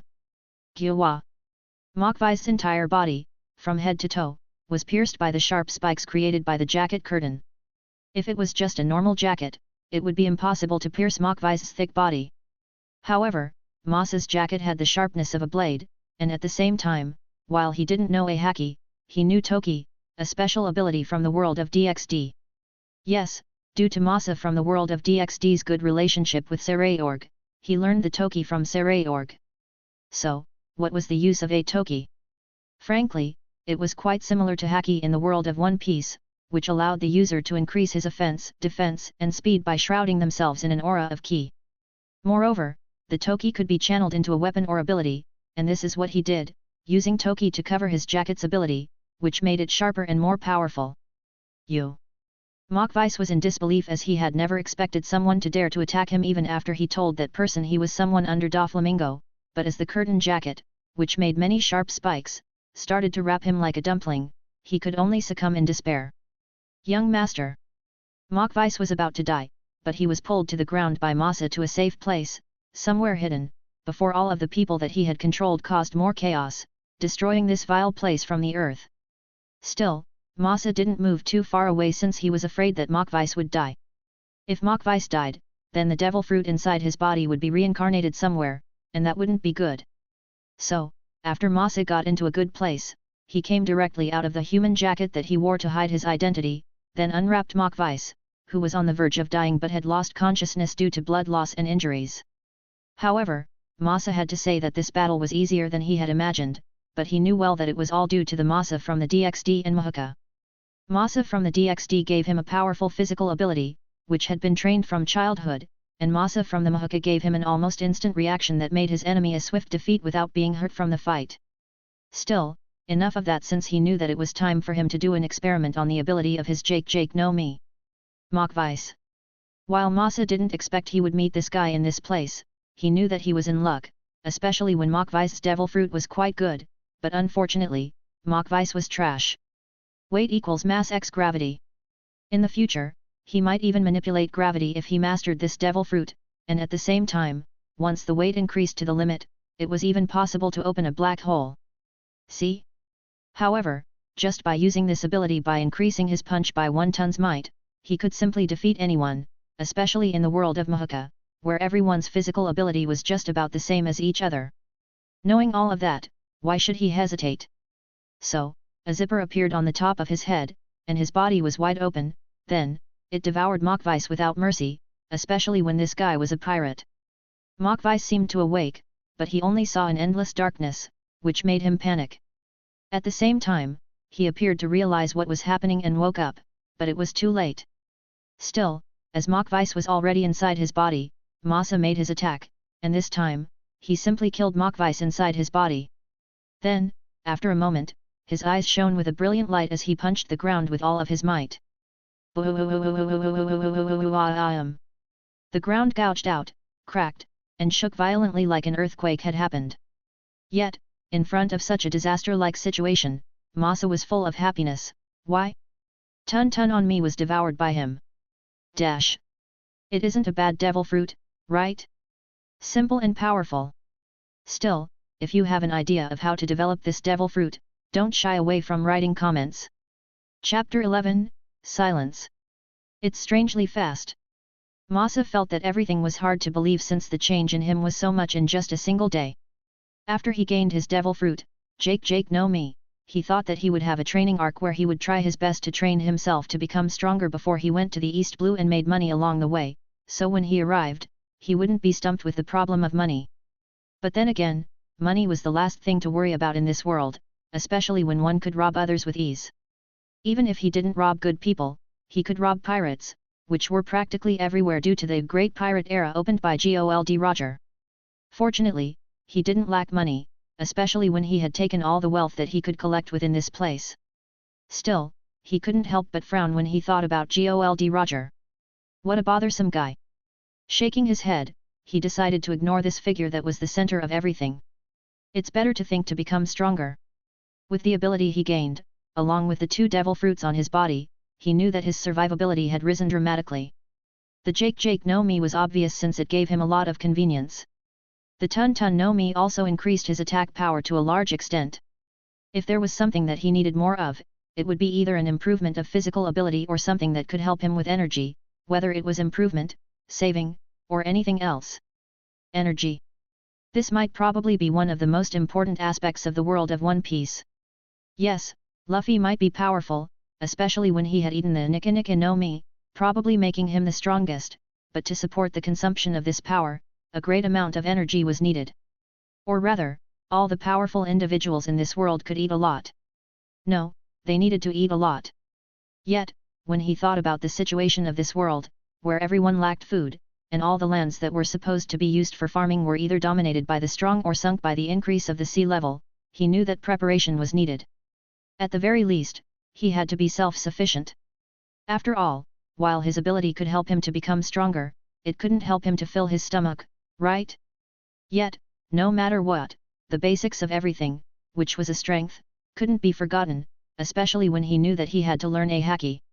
If it was before, he might think of joining a famous pirate group in the New World, such as the Four Emperors, or joining the Marines, since either of those groups would teach him the knowledge of a haki. While his choice might seem weird since a pirate and a marine were the polar opposites, he made his decision not based on a feeling. Instead, he made that decision based on the advantages and disadvantages of joining such a group. The advantage of joining the pirate group was that it was free. Yet, this was the advantage of joining a pirate, since there were no rules, no expectations, and no other work, and he could give his everything to train to the fullest. Naturally, the disadvantage was also huge, as he would become a criminal and he wouldn't have proper food or salary, considering he chose a pirate as a career. If there was something fortunate, it was his Jake no Mi allowed him to hide his identity, so when he finished with the pirate group, he could leave without worry. Still, compared to being a pirate, being a marine was much better in terms of training, as he could receive systematic training that had been used by the members of Marines for generations, along with free food and accommodation. Frankly, whether it was being a pirate or a marine, all of them were the same for him, since as long as he joined either of them, he would be protected by a giant organization that he had joined, but naturally, as he had become a member, he had to pay a certain cost, such as fighting for the organization. If he joined the Marines, he would fight pirates, which was something that he didn't mind. However, I will lack freedom. Losing freedom meant a lot to him, and time wouldn't wait for anyone. If possible, he had to become stronger faster, and frankly, the idea that came from his previous discussion to become a world noble by turning one into his jacket wasn't a bad idea at all. As for being noticed by the strong in the Holy Land Marigosa, the capital of the world government, Masa didn't have such a fear, especially when the identity he stole would definitely be in the trash, and no one would pay attention to the trash, right? Yet, even if he was trash, he was still a world noble, and who dared to fight him? However, when he thought about the potential of the Jake no Mi, which allowed him to devour someone and gain their abilities, like what he did with the Lion Mink tribe previously, he knew that joining a faction, whether it was a big pirate group or a marine, would be more a liability to him. Instead, he should just focus on devouring famous characters in the world of One Piece, such as Rayleigh and Shakiaki. Yes, he knew that those two characters might be likable and loved by many, especially when Rayleigh taught Luffy, but don't forget that this guy was the vice-captain of a Gold Roger. In other words, this guy was a pirate who had caused the Great Age of Pirates, so there was no need for him to feel guilty for devouring Rayleigh. Yet, while the idea was good, the reality wasn't as good as it appeared to be, since Rayleigh wasn't weak. Could Masa even defeat Rayleigh? The answer is hard. Masa wouldn't die, but to defeat Rayleigh, the power of Jake no Mi and Tun no Mi wasn't enough. More importantly, once again, he really hadn't mastered haki, and in case he made his attack, he was afraid that he really couldn't penetrate this guy's defense. Moreover, he didn't know where this guy was. Let's take a step by step. His improvement tonight was already impressive, and there was no need to be impatient, especially since his physical ability had improved a lot due to Masa from the world of DxD. Tonight, he just wanted to rest and left everything to his dolls, people he controlled, to destroy this diabolic place. Anyway, no one would know that he was the one who did it, and would even connect the power of a Jake no Mi with all the chaos in this place? Yet, as he thought so, something wanted to disturb his peaceful life. When he turned, he happened to meet a shadow, someone who peeked at him, which made his heart cold. The person also noticed his gaze and quickly decided to run away. Naturally, Masa couldn't let this person go, and he directly used his nerve disruption ability, paralyzing the entire body of the target, then extended his hand with zipper ability from his Jake no Mi power. He detached his arm and launched it, catching his target with ease before it was pulled back in by the zipper extension. Yet, for the one that was caught, this person was filled with despair. No. No. No. With nerve disruption, her entire body couldn't be controlled. No, she had lost control over her body, and with the cruelty of Masa, she knew that she would be silenced. I can't die. No, I don't want to die. When Masa pulled his target, ready to end her life as he didn't wish for anyone to know about his identity. Her will to live allowed her to fight the ability of the nerve disruption for a moment, begging him to live. "Please don't kill me. I will do anything." As she finished her plea, the hat that covered most of her features was also thrown, showing her beautiful face that was filled with despair. She appeared young and slim, with long light purple hair tied in a chignon and blue eyes. While her clothes appeared dirty, which was something that she probably did deliberately to make herself low-key, her face was beautiful and clean. She is quite familiar. Masa wondered why he had seen this woman. He was sure that this person was the heroine, but definitely not the main one, but then again, there were many beautiful women in this world. If there was a difference, then it was the fact that those beautiful women weren't famous. Still, during his stupor, while the woman couldn't run away, she could escape the grasp of the nerve disruption, the ability that made her tremble in fear as it made her lose control over her body.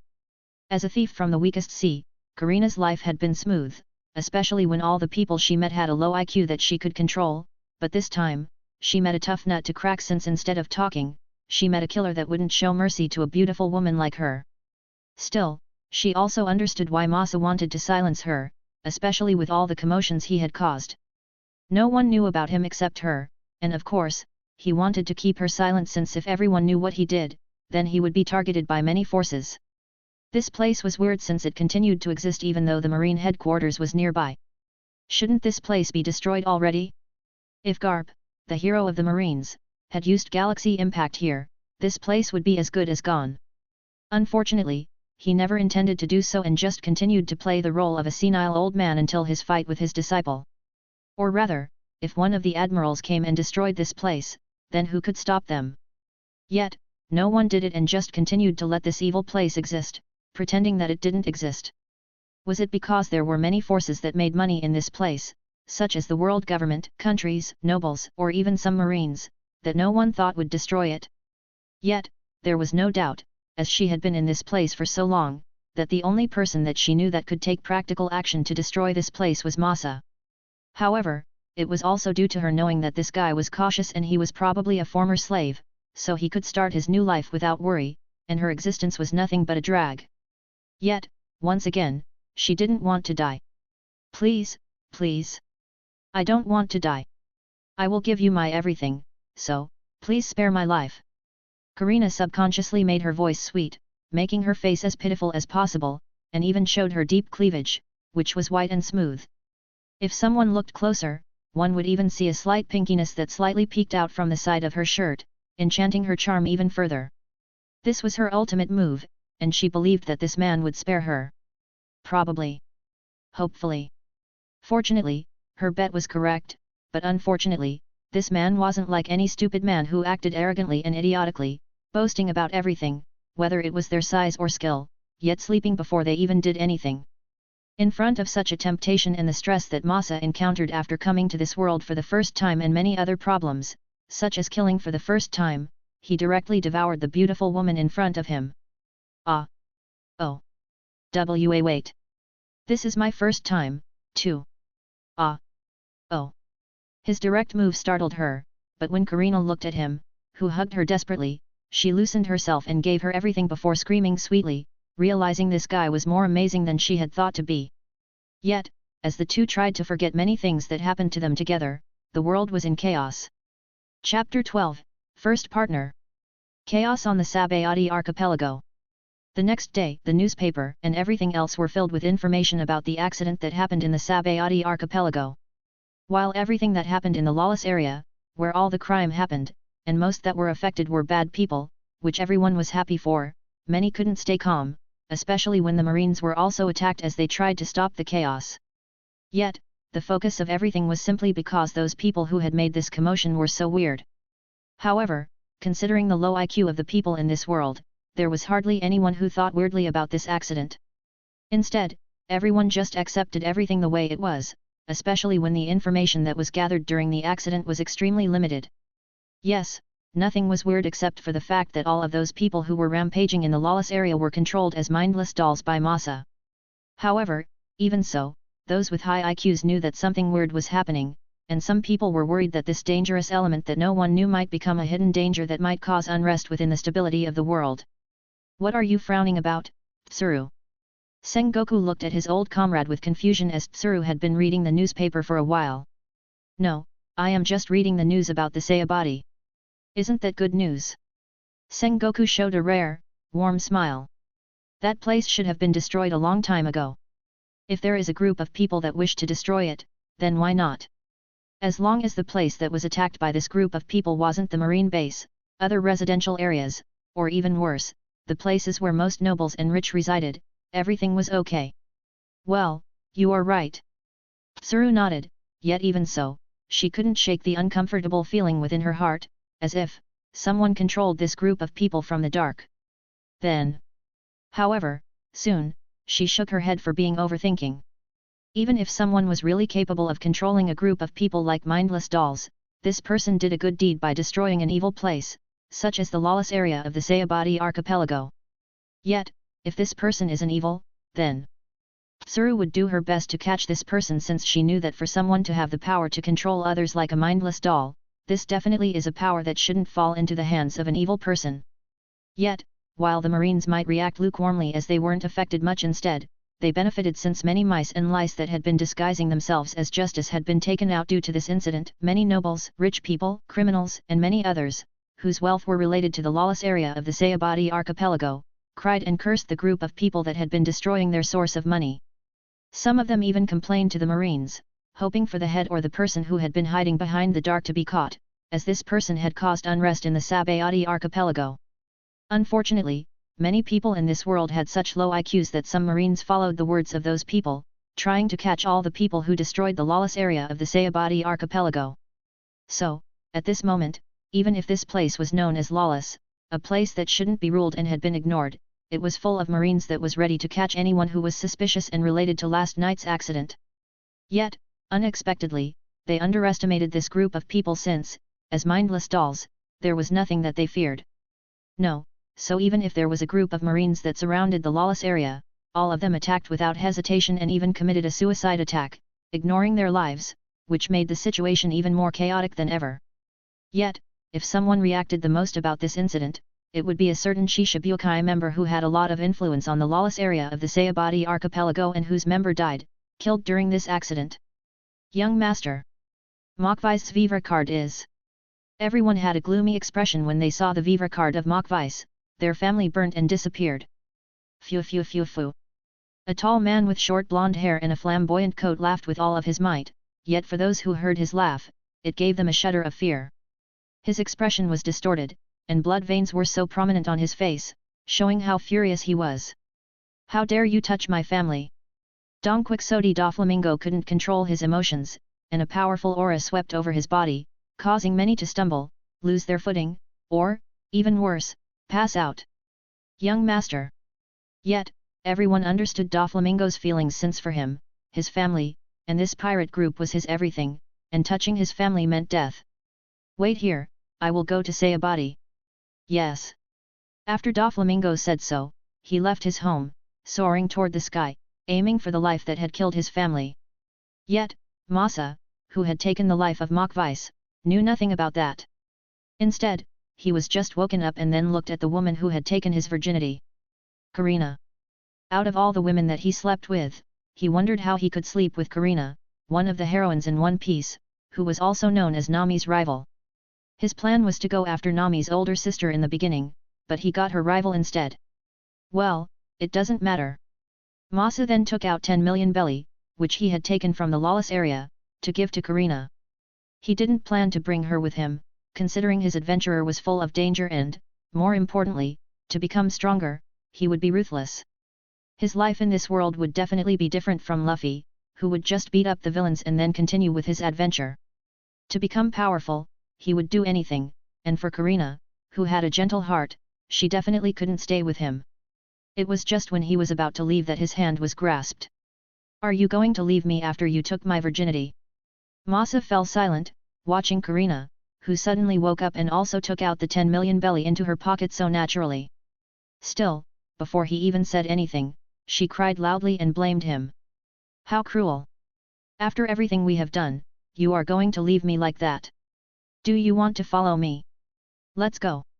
Hearing his invitation, there was no hesitation in her actions, and Karina directly wore her clothes as if what had happened last night hadn't caused trouble to her body. Only. Don't force yourselves. Let me help you. I think you should help me from the beginning since it was all your fault, right? Karina looked at Masa with grief since her body was all sores, and there were many lewd marks, showing how fierce he was. Still, there was no doubt, she was so sad since she didn't expect this guy to be so cruel as to leave her just like that after he gave her a 10 million belly. She wasn't a prostitute, bastard. Moreover, wasn't this guy too stingy? 10 million belly was just a small amount of money compared to all the money that Masa had stolen from this lawless area, right? How dare he leave her when he didn't even share 80% of all of his wealth? How cruel. When we get out of this place, let's stay in the luxurious hotel. At least, Karina had to say, this guy was so gentle, which made her heart warm and a little happy for some reason. As for Masa, well, he also smiled since, while he was unsure of how it would be in the future, he got his first partner. Oh, right, what's your name? Karina. Karina was speechless, realizing that they didn't even know each other's names, but at the same time, she cursed herself for telling her real name without much thought. What about you? Masa. Real name. Real name. Masa. Karina nodded with a soft smile, then asked, say, everything is good at all, but how will we even leave this place? As she asked so, her eyes peeked outside, watching many fights, chaos, and a group of marines that were ready to catch anyone within a lawless area. If it was others, it might be difficult, but for Masa? Well, leave it to me. Chapter 13, Impel Down is my treasure trove. So, how will we be able to leave? While Karina was in doubt, she decided to trust him, leaning on him and letting him piggyback on her. Trust me, okay. Okay. When Karina was in doubt, suddenly, from the back, a zipper appeared from his head, moved to his back, wide opened, which made a space for her to enter into his body. Karina opened her lips in a daze due to this bizarre situation. Enter. Last night, Masa was inside hers, and now, she would be inside him. This is so weird. Karina couldn't help but express her thoughts at his strange ability. You can't move well, and this is the best way for us to escape, okay? Well, I know. While Karina felt weird, she knew that this was the best way for them to escape, especially when her physical condition wasn't at its best. Well, it was his fault, though. If he isn't so fierce. Her face blushed shyly before she entered his body from the open space on his back, and when she entered, the zipper closed automatically. It's weird. The space inside his body was relatively spacious, and it was strangely comfortable and warm. Moreover, Karina could even see the outside as if his body had become part of hers, so even if someone was claustrophobic, that person would be okay. Well, considering Masa's personality, Karina felt like she would be the only person who was allowed to enter his body like this, which somehow made her smile again. Can you hear me? Oh? I can talk with you here. Probably not before, but now it is different. Masa had to say that the ability of the Jake no Me was so weird, even if this ability was so convenient. While he appeared nonchalant, it felt weird for someone to be inside his body. Was this the feeling of a pregnant woman? Somehow, he didn't want to think about anything anymore and quickly left the building where they had their first lovemaking. Among the lawless areas, not every place appeared horrible, and many even appeared better than a luxurious resort, but considering the situation outside, it definitely wasn't advisable to stay any longer. Masa also didn't plan to stay any longer and quickly left by creating a zipper on the ground below, making him able to pass through the lower floor and even underground with ease. When he touched the earth, like before, he walked below the soil like a mole.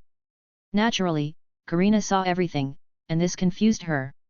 What kind of devil fruit did you eat? Wait, it's okay for me to talk, right? Yet, you are inside me, so your voice can only be heard by me. That's great then. Karina sighed in relief, then asked, so, what kind of devil fruit did you eat?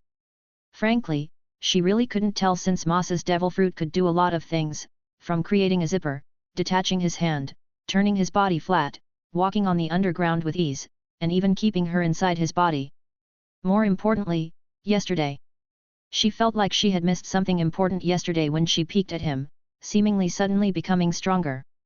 Regardless, if Masa didn't eat this devil fruit, somehow, she wished to eat it herself, considering the convenience that was brought from eating this devil fruit, especially in terms of escaping. Lastly, this guy could keep many things inside his body.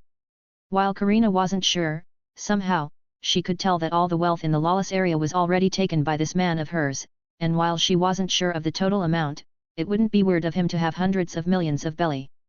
With such an amount of money, the two of them could live well without worrying about anything. Still, as a thief, she felt jealous of his ability. Let's talk later. Suddenly, Masa came out from the underground toward the group of the Marines. Hey! Karina was dumbfounded, and her heart was filled with fear, yet unexpectedly, somehow, Masa entered the body of the Marine from the back, like how she entered his body. Zib! What kind of noise is that? Everyone was confused and looked around, but the group of Marines didn't seem to notice anything. However, one of those Marines suddenly said, "Sorry, can I go back to the toilet? I am at my limit. Everyone! Hurry up and go. Thank you." The Marine quickly ran away under the laughter of many as he showed an awkward expression, but when he turned, his expression quickly turned emotionless, and he kept walking away toward the distance until he entered another group of Marines, then suddenly awoken. Hey? Why am I here? Yet, he wasn't the only Marine who had a similar experience. Instead, there were some who had such an experience, but after a long time of being unable to discover anything useful, they quickly gave up and returned to their meaningless jobs to catch the person behind the incident yesterday on the Sabaody archipelago. However, for Karina, everything she had seen today was a bizarre experience, especially when she was already in the tourist area of the Sabaody archipelago and also came out from inside Masa's body. Let's get to the hotel. Oh. Yes, using the power of Jake no Mi, Masa had entered the body of several Marines and controlled them from the inside, but then, if he had to say, what he did was like turning someone into a plush costume and taking over their bodies, so he could escape from the encirclement of the Marines. Still, as the two were able to escape, they directly entered the most luxurious hotel and stayed in the most luxurious room, resting inside the room together.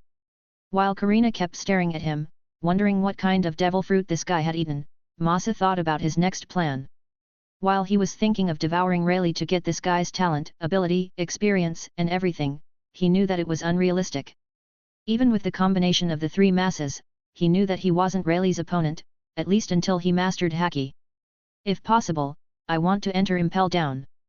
There were many powerful criminals in Impel Down that he could devour to become stronger, and more importantly, as they had been kept for so long, their bodies were naturally weakened, which made it easier for him to devour them. More importantly, as they were criminals, there was no need for him to feel guilty for devouring them. Unfortunately, while the most horrible prison in the world was close to his location, he didn't have the confidence to enter that place, especially when he wasn't even sure where it was. Wait a moment, it seems it's possible for me to go to Impel Down. Thanks to Masa from the world of DxD, he could fly as he had also become a devil, and at the same time, he also knew teleportation magic, which allowed him to go back to the location of the magic circle that he had made. It might be a little difficult, considering the location of the prisoner was quite hard to discover, but with the power of Jake no Mi, he could infiltrate inside the body of Marine, which made him able to enter Impel Down. At the same time, if he wished to, he could even control a group of Marines to his bidding. Calm down. Masa felt that everything was possible, but before that, he knew that he had to give a gift and the wish of Masa from the world of DxD, so he knew that his destination after this was only one place. Hey, what devil fruit did you eat? Masa turned and looked at Karina, who asked him such a question, then smiled and said, well, if you, then I will tell you. Pervert. Karina glared at him with a shy blush, but watching his expression, she gulped and asked unsurely, will you really tell me? I will. Karina kept staring at him, feeling her pride was trampled, but when she thought about their relationship, she let out a helpless sigh, tied her long hair into her usual chignon, and lowered her head, holding her large lollipop, licking it softly. Tell me after this, okay? Her voice was quite a little strange, but even so, Masa was clear about what she said. I will tell you later. HMN. Patting Karina's head softly, Masa let out a comfortable sigh, thinking that he was glad to bring her with him.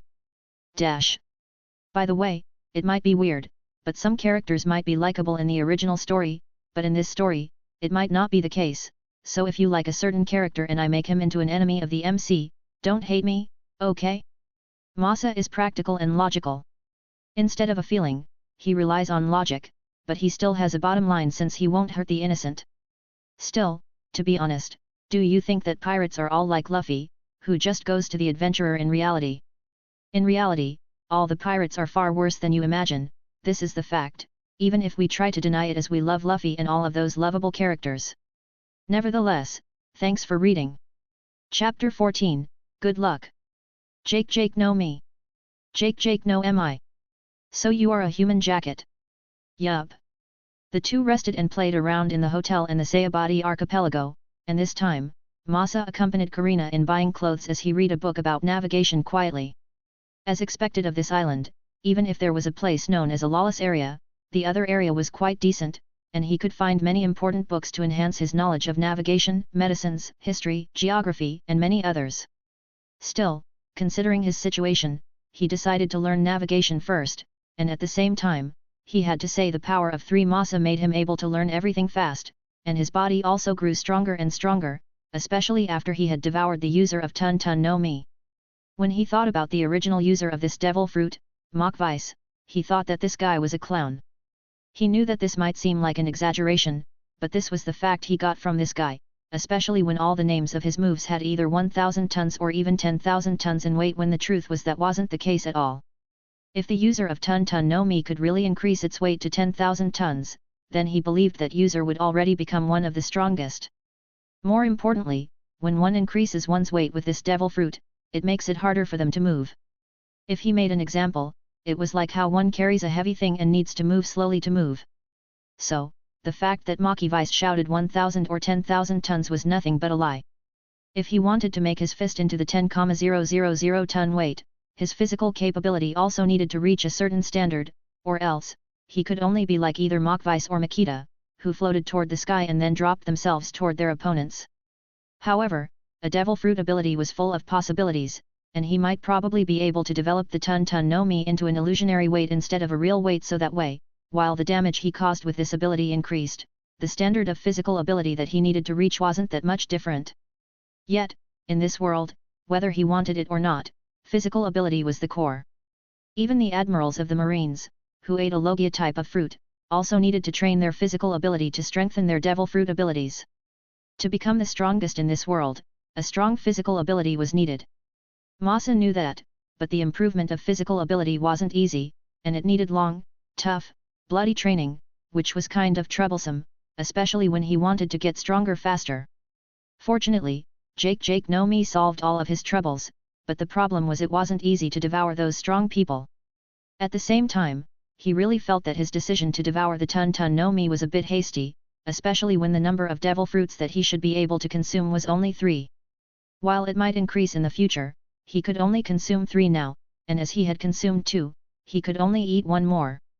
Masa had decided on the 3rd fruit that he would eat, but then again, he hoped for the new Masa to appear so that he could eat more devil fruit.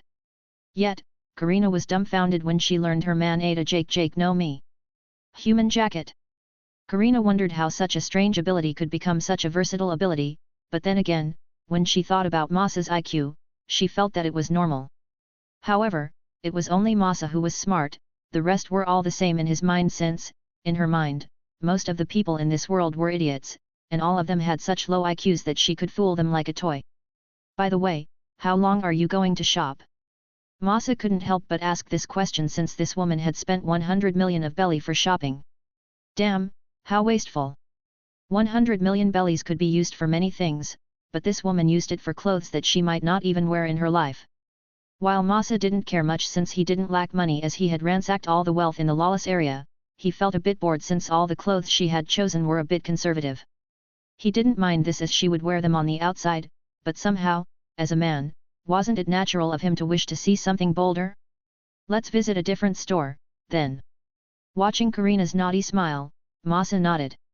I saw there is a good underwear store nearby earlier. Pervert. Karina blushed, but she didn't refuse him. Okay, let's visit that place. Anyway, Masa toyed with her body many times, and she also loved the play, so why not? More importantly, Masa wasn't stingy, which was why she loved him so much. Unfortunately, Karina couldn't keep all of his money, considering she didn't have a zipper space within her body like Masa's. I want to eat a devil fruit like yours too. Karina looked at Masa with watery eyes and asked like a spoiled baby, pressing her lewd body against his, tempting him as usual, is there a devil fruit that can give me the ability to keep things inside my body? Masa thought for a moment and said, there are many. Hey? Really? Yet. When Masa thought about all the devil fruits in this world, he knew that there were many devil fruits that could be used to keep items inside. But I don't recommend it for you since it is too wasteful to eat a devil fruit just to keep items inside your body. You are right.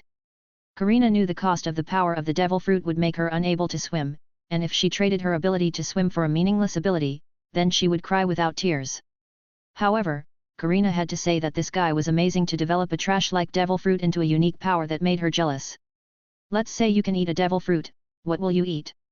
Naturally, suk no mi, or gold no mi.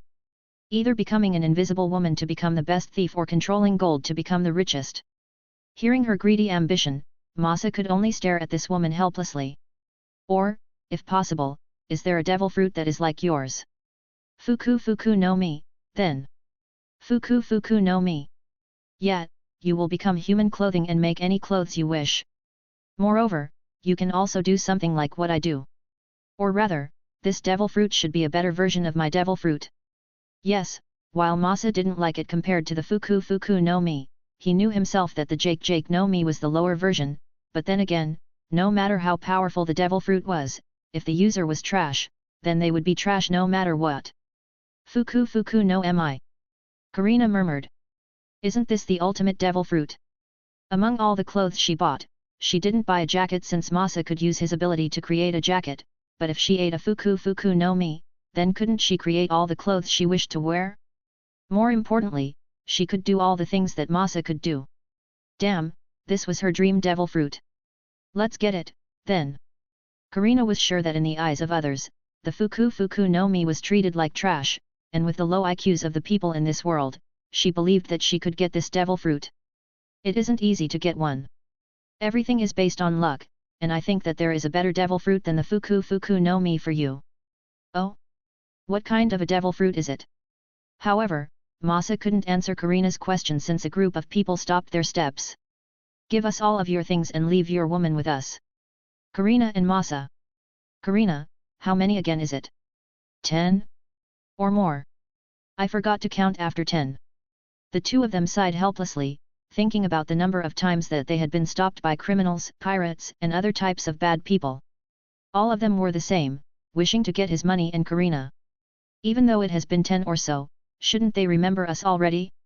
More importantly, it has been 3 days after the incident, right? Aren't there too many bad guys on this island? Masa thought that with how many people he had taken down and whose wealth was taken, they wouldn't make a move on him and Karina again, but he underestimated the situation of this world. Don't underestimate the stupidity of the people in this world. Karina sighed, then smiled. Anyway, we will get rich again. Unlike Luffy, who would just beat up the evil guys and then continue with the adventure. While Masa also beat up the guy, he also tortured the guy and robbed all of the wealth of the people who wanted to do a bad thing to him. Sometimes, he even separated their bodies with a zipper, burying them alive inside the giant mangrove trees on this island. Karina also wasn't a virgin who would feel sorry toward those bad people, and even if Masa killed them, she said nothing since if she was caught by those people, what would her fate be then? They don't seem rich, though. You are right. They are poor. The two looked at the group of evil people before them and sighed helplessly, knowing that they were as good as paupers, considering their clothes and all. Shut the hell up. What are you two talking about? Just be obedient and give us your everything. By the way, can I get the buy? He is so handsome. You are right. Masa. While Masa was speechless due to how handsome he was and that he often met this type of trouble, Karina laughed. Still, she knew that those groups of people were as good as over, and as expected, after they said those words, he directly beat all of them and took their everything. If those people want to steal from others, then they should be prepared to be stolen from, too. What a bad luck. Let's visit that underwear store then to improve your mood. Karina held his hand, then wrapped it around her white, round shoulders. Masa looked at Karina and thought that while this woman was bad, she was good at making his mood better. Okay. Still, he didn't refuse, but then, he realized that his good luck seemed to be drained, especially when he heard a voice that made him sick and annoyed from behind. That woman is beautiful, make her into my wife. 2x. Very well, I will make the preparations to take her to the Holy Land as your 10th wife. Good, send off the guy. Whether Masa or Karina were angry and annoyed, thinking that someone really dared to cause trouble for them, but at the same time, there was this feeling that made them hesitate to turn, yet they still turned, and as expected, the last type of people they wanted to see was there. While Masa didn't say anything, Karina's voice was trembling when she saw the person before her. World Noble. Chapter 15, It's so comfortable. With an ugly appearance and features that made him appear to have Down syndrome and obesity, the man wore clothes that resembled an astronaut as he sat on the top of a man who was full of injuries. Even if the person under him might fall any moment, the overweight man with a snot on his face didn't seem to care, and his eyes were all drawn toward Karina, clearly showing his lust toward her, and he seemingly couldn't wait to marry her. Besides the men, there were several men in professional dress who appeared to be bodyguards of the idiotic man, yet even if the request of the idiotic man was ridiculous, the group of men followed his words faithfully like the holiest words that they had ever heard. At the same time, all the people on the street had always moved away, seemingly wanting to avoid this disaster. Yet, whether it was Masa or Karina, neither of them could laugh or run away since the target of this person was them. World Noble. The two of them had been together for 3 days, and naturally, while they had fun on this island, they also learned many important things, such as the existence that would bring ruin to everyone who would sometimes come to this island. World Noble. They are the aristocratic descendants of 19 of the first 20 who established what is now known as the world government. If those people were good, it was nice and all, but they were famous for their nasty, vicious, and hedonistic traits, such as stealing the women of others, enjoying slaves, killing people as they wished, etc. While Masa and Karina hadn't seen the world noble, they knew that they had to avoid this group of people instead of approaching them. Yet, even if they had tried to avoid them, the two had never thought that they would be the ones approached instead. Yet, it was because they knew the horrible reputation of this group of people that they knew that they couldn't fight the world noble, since if they dared, then it would be death that would wait for them, especially when if they really dared to make a move on the world noble, an admiral would definitely be sent to kill them. Taking a deep breath, Masa really wondered what was wrong with his luck. He thought that everything would be so smooth for him, but it was all the same. After he was chased by a group of criminals, he was suddenly caught in this situation. Well, she is cute. Hurry up and get her. Make her my wife as soon as possible. Your words are our orders. The world noble appeared impatient, especially when he saw how beautiful Karina was, and naturally, his followers wouldn't make him wait. Yet, Karina, at this moment, had a headache, wondering why she was so beautiful, and she really wondered how the two of them could get out alive from this place. More importantly, could they even run away? Her face must have been remembered by this idiotic world noble, and even if Masa could bring her to run away, she would definitely be targeted. There was nothing good to fight against the world noble, and everyone who fought them would definitely end worse than death. However, if she couldn't escape and became the wife of the world noble, then her situation would be even worse than death, as she could imagine that her body would be ravaged by many things and treated worse than an animal, and Masa would die. Yet, when Karina tried to think of a way to escape before despair came in their direction. Bang! The world noble appeared confused before he looked down, watching his bloody chest. The others were also dumbfounded, and no one could react. Everything was silent as they watched this scene in disbelief, since no one really thought that someone would dare to make a move on the world noble. Yet, Masa didn't seem to be satisfied and shot the world noble so many times until that guy completely died. Bang! Bang! Bang! In this space, only the sound of his shots could be heard, but soon, everyone woke up and ran as fast as possible, trying to get away from this place. Ruhuyuan! The Admiral is going to come. Run, or you will die. Damn, that guy is so crazy. Can he just give up his woman instead of harming all of us like this? Yet, the bodyguards of the world noble were all pale, knowing that all of them would die. If their master had died, how could they still be alive? So, to save their lives, they had to kill Masa. How dare you? Yet, before they finished their words, their bodies were cut into several pieces by Masa, who had turned his jacket into sharp blades, killing all that was related to the world nobles. At the same time, he used the bioelectricity ability that he gained when he devoured Mink tribe and also the knowledge he gained from Masa from Mahuka, which allowed him to destroy all the electrical devices nearby, including cameras and Den Mushi, telepathic snail, for protection, and erased all of the pictures of his face. Still, he knew that even with all of that, he couldn't run since, while it might appear like a hypocrite, all of these troubles were caused by him, and he didn't really want the innocent to be involved, so he had to stay and wait until the Admiral came. Yet, there was no doubt, he felt so comfortable since, of course, he didn't want his woman to be molested like that. However, Karina, who was being protected by Masa, quickly woke up and grabbed him. "Let's run away." She had never thought that Masa would be so crazy and directly kill the world noble to clear up all of her troubles. Yet, while she knew that this was the only way and as long as they could run away, everything would be okay. However, when she wanted to pull him, Masa didn't move and rooted in a place where he even pushed her. "Go run away by yourselves." Karina, who was pushed, fell to the ground in a daze and then stared at him in disbelief before she got angry. "What the hell are you doing? Do you know what you just did? You just killed a world noble. Do you want to be killed?" She had lost her calm at this moment, wondering whether Masa's IQ had fallen so low that he didn't understand what would happen after he killed the world noble. "I know what to do, so I won't run. Just go. You will be a burden here." Masa wanted to smoke somehow, but he didn't have such a hobby, so he just sat on the corpse of the world noble. "You blockhead! Do you want to die that much? Do you think you can win against the Admiral?" Karina was so angry that she wanted to beat up this bastard. "This is our parting." Masa looked at Karina and said, "Take care." Snap! Karina directly slapped Masa, but he dodged her. While she didn't give up, in the end, she gave up since she really couldn't slap him, and in the end, her butts were kicked by him, causing her to fall.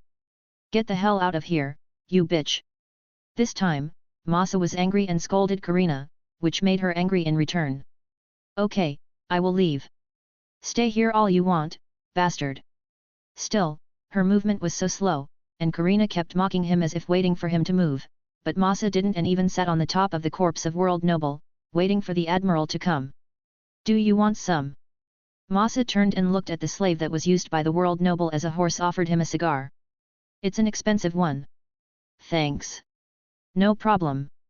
The two somehow had a cigar together before the slave stared at the dead World Noble for a moment and asked, "Is it comfortable to sit there?" "It is." "Can I?" "Go ahead." "Thanks." Masa moved slightly to the side, giving some space for the slave to sit. "Ah, so comfortable." The slave sucked the cigar happily as he rubbed his dirty butts on the head of the World Noble. "Right." The two looked at each other and laughed.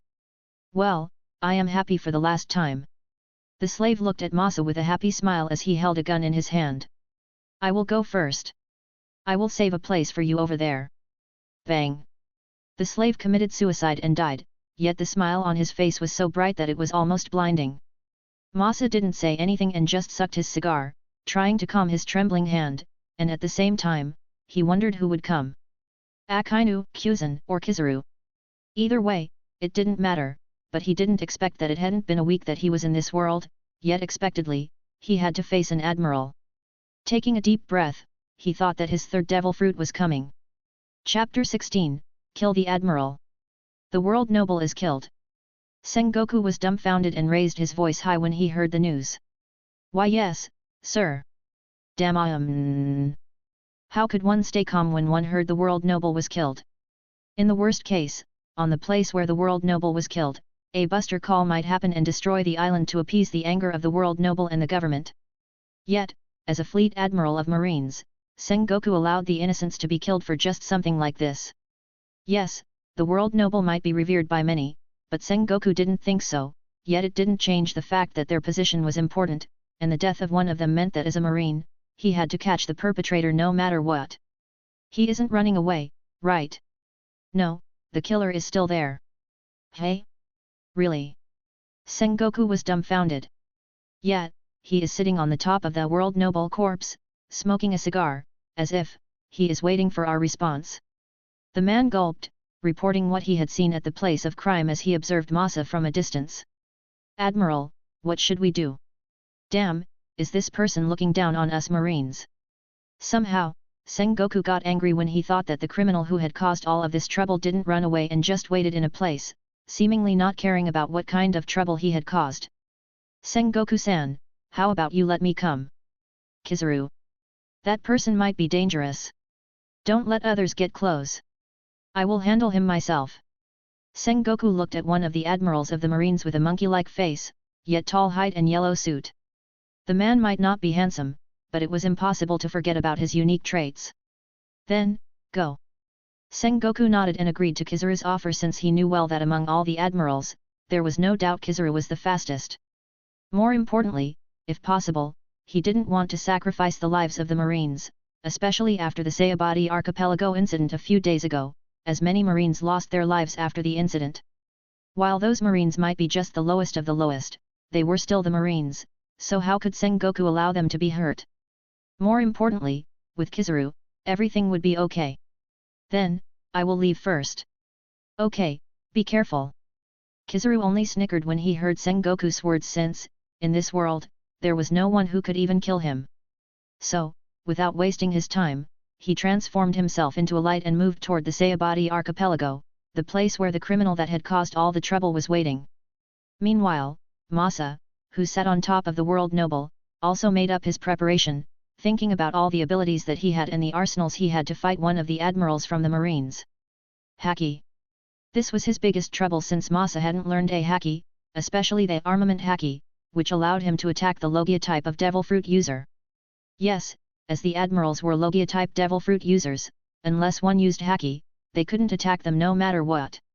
Still, this wasn't absolute since there were still some ways to attack the Logia type, such as by using sea water or sea stone, which was the weakness of the devil fruit user. However, if his opponents were Akainu or Kyuzan, then those methods would be meaningless since either of them would just boil or freeze the water. Yes, after staying in this world for so long, Masa also confirmed that, unlike a normal devil fruit user, he wasn't affected by the weakness of a devil fruit user, which was sea water. If there was a reason why it happened, he could only say that it was like a glitch effect of his ability. The other masses didn't eat a devil fruit, and they weren't affected by the weakness of the devil fruit, so the two other masses also affected him, which made him not affected by the sea water. Still, while he could collect sea water inside the space of his body, it wasn't convenient to use it as a method to attack, considering he lacked the ability to control water or move an object with a thought. More importantly, if his opponents were either Akainu or Kyuzan, this move would be meaningless. What about a Toki? From Masa of the world DXD, he gained the power to control a body aura, Toki. While the name was different, he felt a slight familiarity with haki from the world of One Piece. Naturally, as One Piece was a world with a physical ability as a basis, the development of this ability was more advanced than in the world of DXD. Yet, what if it was different and the power of Toki couldn't have a similar effect to haki? Masa hadn't fought a Logia-type user before, so he didn't know. Nevertheless, he knew that he had to take advantage of everything so he could win this battle. While he had grown stronger due to Masa from the world of DXD and Mahaka, he wasn't sure whether he had become strong enough to fight against the Admiral of the Marine. Yet, even if he wasn't sure, and even if he didn't really want to fight, he had to fight, and he also had to achieve a victory, or else, he knew his future would be far from calm. Masa didn't really want to become a criminal, after all, so he knew that even if the method was dirty, he would do anything. So, after he controlled all the people in the vicinity, whether it was Marines, the people, or everything, Masa looked at the corpse of the world noble that lay on the ground before he took a deep breath, created a zipper on his back before he entered, and the world noble that had been killed before was living once again. Meanwhile, with the speed of light, it didn't take much time for Kizaru to arrive at the location from the marine bases. Where is he? Naturally, before he came, he had been told the location and everything, but then, he couldn't find the criminal that had killed the world noble. Has he run away? Hey, you! You are late! Hurry up and save me here! I am hurt! Yet, even if Kizaru couldn't find the killer, he discovered the hateful world noble who somehow stayed alive. Aren't you dead? He had heard the world noble had been killed, and frankly, inwardly, he was happy, wondering about the sick head who dared to do something so crazy, yet unexpectedly, the world noble was alive, which made him, kind of a bit disappointed. Are you cursing me? Do you want to die? I will report this to the 5 elders. How troublesome! Kizaru wanted to cry without tears as he knew that he was in huge trouble, but what could he do? The world noble was above him, but fortunately, he was an admiral, so he wouldn't be killed. Nevertheless, there was no doubt that he would face a troublesome situation, and his salary this month might even be taken from him. I am just a worker, you know. Anyway, you are an admiral, right? Hurry up and do the buster call. Destroy this place. Kill that person and all the people on this island. Kizaru was lost for words, but to destroy everything and kill everyone in this place for just a little accident was a little too much, right? He might not be a good guy, but he wasn't a devil, either, so. There is no need for the buster call. My power is enough to catch this criminal. Catch him and bring him in front of me. I want to torture him myself. Okay, you can do whatever you want with that guy after I catch him. By the way, where is he running away to? Can you tell me? Humph. He is running like a coward in that direction. Hurry up, or else he will run away. You don't have to worry. Kizaru's tone was at ease, they seemingly didn't care much, even if Masa had run away so far. Do you know how fast the speed of light is? How dare you question me? Kizaru. He let out a helpless sigh, feeling a bit regretful to go on this trip, but then, he knew that he had to catch this criminal to appease the anger of the world noble, yet. Stab. Kizaru was dumbfounded when he saw a blade had passed through his chest. Cough. A large amount of blood quickly poured out from his mouth, and he was in a deep injury due to this sudden attack.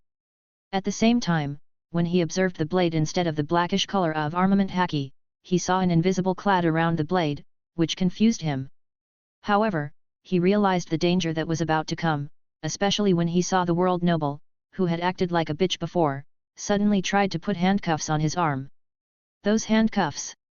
His mind, observation haki, and the speed of thinking that came from the power of Pika Pika no Mi worked so fast that he quickly dodged and realized everything. Why, you are not the world noble? His expression was so ugly as he realized everything. The ugly and annoying world noble that he had taken care of patiently before wasn't the real one, instead, it was the criminal who should have killed the world noble. More importantly, how could the other Marines never remind him? This guy, what is his power? Kizaru was in a panic, realizing he was swallowed in a deep malice, but when Masa was about to make another move, he subconsciously kicked him with a kick of light. Strangely, Masa, who used the world noble as his jacket, appeared to be distorted, rippled like clothing, then wrapped his body around Kizaru's leg tightly, without any intention to let him go, enduring the pain on his body desperately as he was ready to put the sea stone handcuffs on Kizaru's leg. Yet, Kizaru was decisive and ready to run away directly. As a devil fruit user, Kizaru knew that as long as those handcuffs were on him, he would be as good as gone. While his physical ability and haki might be able to help him to lessen the effect of the sea stone handcuffs, facing this dangerous guy, who had several plots to kill him and even used the world noble as a tool, he felt frightened. At the same time, Kizaru thought about the accident that happened on the Sabaody archipelago a few days ago, thinking that the accident must be related to this guy. More importantly, he was extremely hurt as a blade was still stuck inside his heart. Yes, the part that was stabbed by Masa was Kizaru's heart, and if it wasn't because of Seikiken, life return, a technique that grants the user complete control over all of their body parts and bodily functions, then he would be as good as gone. Still, there was a chance Kizaru could run away. As long as he turned into a light, no one could stop him. Yet, as Kizaru planned to do so, Masa also reacted faster since he didn't plan to let go of Kizaru at all. This guy had to die. They might not hate each other to death, but even so, as this guy had decided to come to kill him, Masa also wasn't going to be merciful since if he was the weaker one, what would happen to him? So, at this moment, he used the ability that he had developed with the power of Jake no Mi. Mobius World. As his voice fell, the world turned into a loop. Chapter 17, at least, say something, okay? Awakening. Masa had been thinking about how to wake the Jake no Mi, or rather, was it even possible? Naturally, it was possible, and frankly, it was quite easy for him to do so. Probably because this was the first devil fruit that he discovered due to his luck, so this devil fruit fitted him perfectly. After all, a certain devil fruit sometimes chose the user instead of being eaten randomly. The existence of a Jake no Mi had been known as being the weakest of the weakest even, but somehow, the appearance of Masa gave him a chance to grow and become strong. so, how could it let go of this chance? Naturally, the Jake no Mi gave its everything to Masa, hoping he would turn its existence into a legend. Probably, in the future, this devil fruit might even be known as mythical Zoan, Hito no Mi, model, Masa form. Yet, such a future is still far from within reach. Masa was still living well, and he didn't plan to die in the near future.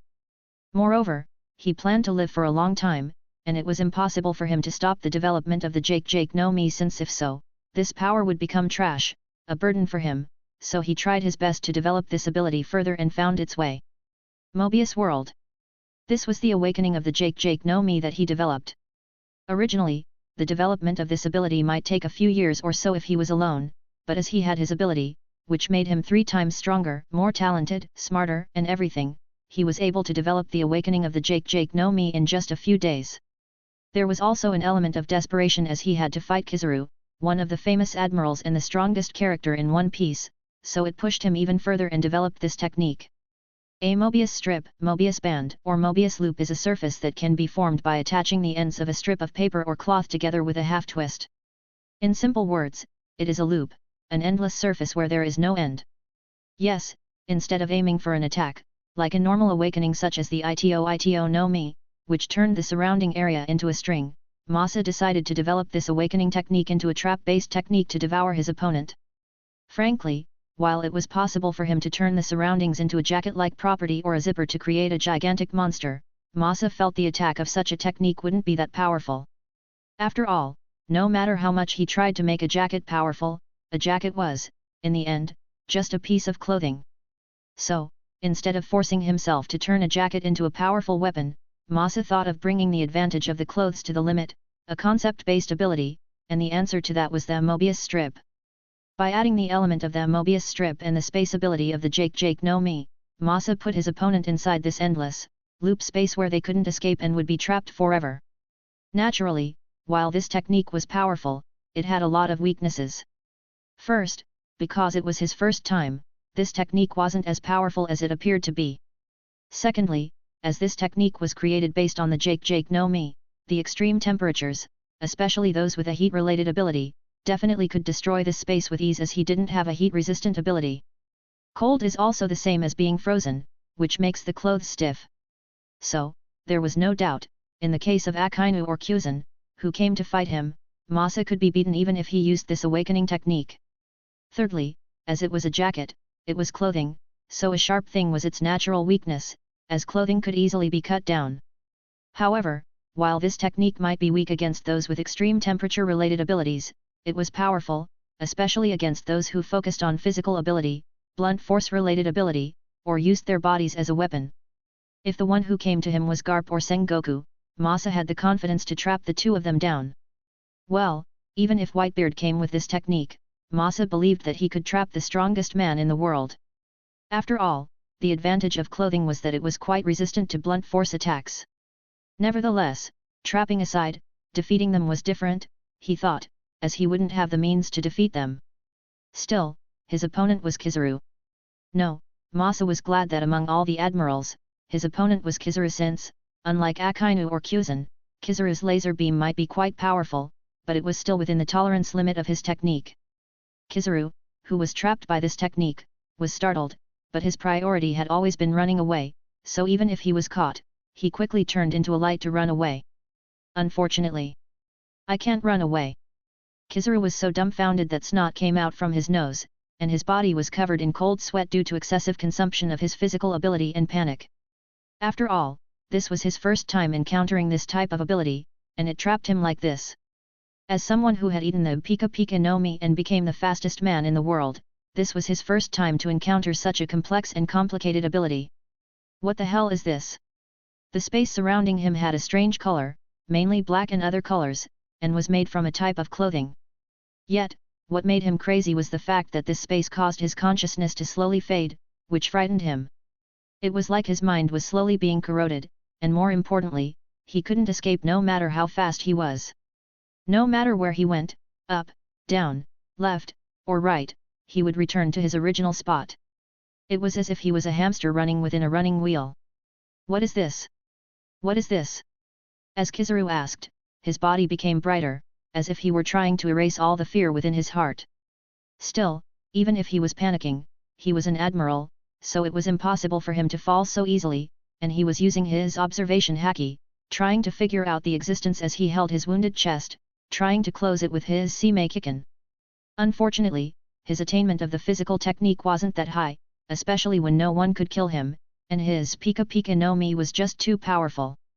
Still, he was an admiral. As long as I can kill you, then I can escape. Yes, no matter how strange this space was, as long as Kizaru was able to kill Masa, everything would be as good as over. Yet, there is a huge problem. Where is Masa? Kizaru had never ever felt that his observation haki had become so powerful, yet, even so, he was unable to find Masa. It's as if he is the entire space itself. Yes, to make this technique even more powerful, Masa merged it with this technique, and naturally, when Kizaru used everything he had to attack his space, he was hurt, but he held on. Boo-hoo-hoo-I-am. Boo-hoo-hoo-I-am. Boo-hoo-hoo-I-am. If I can't find you, then I will destroy this space. Kizaru's lasers weren't weak, and each of its attacks was enough to destroy a large area, including the building and everything in the surroundings. Moreover, this time, he didn't have any intentions to hold back, so whenever his lasers passed, they exploded, causing the clothing space to rumble, but unfortunately, everything was recovered instantly. Yet, the truth was, Masa was hurt, and he was almost at his limit. Compared to Kizaru, Masa knew that he was weaker, and his power was just about the same or slightly above Sabaody in the world of DxD when Sabaody didn't use his Longinus. If Sabaody used his Longinus and achieved a balance breaker, the strongest state of the Longinus, then Masa would. As for Masa from the world of Mahuka, his strength was weak, as a magician's body wasn't that different from that of a normal human.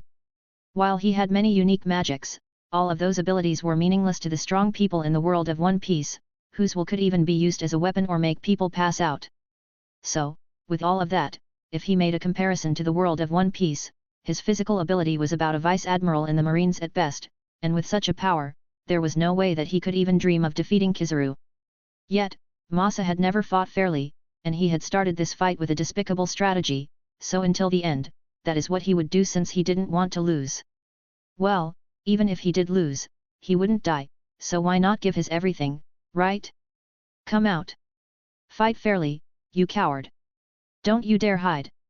Kizaru felt desperate since he could see his attacks were meaningless, and from the beginning to the end, he had never seen the face of his enemy. Masa had been using the body of the world noble as a disguise himself, and he never showed his face to Kizaru. This made Kizaru think of a possibility, whether Masa was so powerful that there was no need to show his figure or too weak that he was afraid of a confrontation. However, according to his thoughts, he knew that it would be the latter. If Masa were powerful, would he even need to disguise himself as the world noble? Damn it! Kizaru's first mistake was to never imagine that the world noble who died would be used by this bastard as a disguise, which made him lower his guard and caused him a heavy injury. Still, it was impossible for him to die like this. Sooner or later, I will escape from this place. While it was faint, Kizaru noticed this space wasn't as strong as he thought it would be. He might not be able to escape, but when he kept attacking this clothing space with lasers, some small parts of the space appeared to be burning, which gave him hope to escape. Yes, the physical attack, or haki-related attack, might be useless in this space, but the power of Pika Pika no Mi wasn't useless. Still, as Kizaru was about to find the clue and the weakness of this space, suddenly a large amount of water filled the entire space, and Kizaru, who didn't expect this, felt his entire body become weak as if being drained by an invisible force. This, a sea water. Kizaru's eyes widened so wide in disbelief as he never thought seawater would suddenly come out and fill this entire space. No, I can't stay any longer. His mind was no longer as sharp as before, all the strange things that happened in this space made him even more eager to run away. Yet, during the moment when Kizaru was weakened and ready to escape from the seawater, a click sound was heard, and he became even weaker. Damn! Kizaru realized that his leg was being caught by sea stone handcuffs, and at the same time, he was being pulled toward the water, being drowned forcefully, and being killed. Who the hell are you? Kizaru turned his head and saw the face of the person behind everything, yet when he saw Masa, it was too late. At least, say something, okay? Leaving those words, Kizaru was devoured by Masa. Dash! Ha! Ha, ha. Masa felt his entire body was broken, hungry, and exhausted. He wanted to rest, but he knew that he couldn't, especially when he had lost all the control over the marines, people, and everything. More importantly, after he had devoured Kizaru, it was impossible for the marines to stay silent, and he was sure that after this, they would hunt him down even more. If there was something lucky, it was the fact that his face shouldn't be known, and no one should have seen his face. Yet, once again, he wanted to curse his luck, since even if he had hidden well, someone was still able to find him, but when he was about to make a move, he stopped and looked at the person who found him with a dumbfounded expression. "You bastard!" Karina somehow was able to find Masa, who was hiding, and then hugged him softly so as not to hurt him while crying. "If you really did that again, then I would really leave you, bastard." "I know." Masa closed his eyes and rested after his long battle. Chapter 18, All the masses are busy. "So, you have eaten 3 devil fruits?" "Yup." "Tun tun no me aside, you devoured Kizaru?" "Yup." Masa from DXD and Mahuka. After the 3 of them entered the space, Masa from DXD and Mahuka naturally knew about the fight of Masa from One Piece against Kizaru, yet even so, hearing it from the mouth of Masa dumbfounded them, since wasn't this guy too unlucky? Yes, the 2 had never thought that Masa from One Piece could devour Kizaru as luck, instead, this guy was too unlucky. After all, not only was this guy almost being sold as a slave, forced to fight on the first day of his transmigration, then lastly, he had to fight the Admiral. Damn, what was wrong with this guy's fate? Fortunately, this guy had Karina on his side, or else, there was no doubt, he would be stressed. At the same time, Masa, from the world of Mahuka and DXD, couldn't help but think how lucky their lives were. Whether it was Masa from the world of Mahuka or DXD, the 2 of them had their share of fights. Rather, Masa, from the world of Mahuka, had even joined a war against another country in the past. Yet, even so, the 2 of them never fought against those who were stronger than them, and the 2 of them had quite good backing that could protect them. On the other hand, Masa from the world of One Piece had to fight the impossible, and this guy had no backing. Still, at the same time, hearing the cause of his fight, the 2 of them supported him, since if their women were treated the same way, even if they had to fight the impossibility, they would do it since it was related to their pride as a man. Even if they had to enter hell by fighting a powerful opponent, they wouldn't let their women be molested. Yet, they had to say that Masa from the world of One Piece was amazing for being able to develop the Jake no Mi into such a powerful ability, and naturally, they also benefited a lot from it, which was good. "Thanks, Masa from DXD, if you hadn't trained your physical ability, then I might not be here today." If Masa from the world of DXD's focus hadn't been on physical ability, then Masa from the world of One Piece knew that his battle wouldn't end so soon. "It's fine." Masa from the world of DXD shook his head and said, "I do this because I need to protect myself." As a devil from the Vapula family, his innate ability was limited. Learning magic might be a good choice, but it lacked power, and the importance of physical ability was higher in the world of DXD. Sabaody, who was known as the weakest devil and lowest potential, could become one of the most powerful due to training on his physical ability, so Masa, who was known as the highest potential of the Vapula devil, naturally, could do better, especially with the amount of his demonic power being comparable to an ultimate class devil. Still, in the world of DXD, if one wanted to become strong, one had to have a Longinus, so there was no doubt that Masa was a little helpless, especially when he had no ability to use Longinus. Fortunately, he had this ability, which allowed him to share everything with all the other masses from another world. "By the way, when I recover, I will try to get that devil fruit." Masa from the world of DXD was startled and quickly said, No. It's fine. You don't have to worry. You should go and rest now. Moreover, you have eaten 3 devil fruits, right? We have hit our limit. Let's wait till the next Masa comes again." If Masa from the world of One Piece wanted to devour more devil fruit, another Masa had to come out, or else, Masa would explode and die. If Masa had just died, then it would have been okay, but what if he had lost all of his abilities? Jake no Mi, Tun Tun no Mi, and Pika Pika no Mi. While the combinations of those devil fruits were weird, there was no doubt all of Masa had become stronger, especially after Masa from One Piece was able to devour Kizaru. "I will try to develop the Tun Tun no Mi here." Masa from the DXD had nothing to do anyway, and there were hardly any problems in his life, considering he had been staying in the underworld, so he thought of developing the Tun Tun no Mi. As for why Tun Tun no Mi instead of Pika Pika no Mi, it was because it would be wasteful if one didn't develop this ability, right? Anyway, they had this ability, so it was natural for them to develop it instead of wasting it. More importantly, as they had said before, the potential of the Tun Tun no Mi wasn't bad at all, even if they had to say they felt a bit regret about eating this devil fruit. Considering the 3 limited devil fruits that Masa could eat, there were many devil fruits that could give them a better potential. Still, Tun Tun no Mi is a power, and Pika Pika no Mi is a speed. The combination of speed and power isn't bad at all. Masa from the world of One Piece side, then said, what is left is for the improvement of physical ability, especially vitality, endurance, and stamina.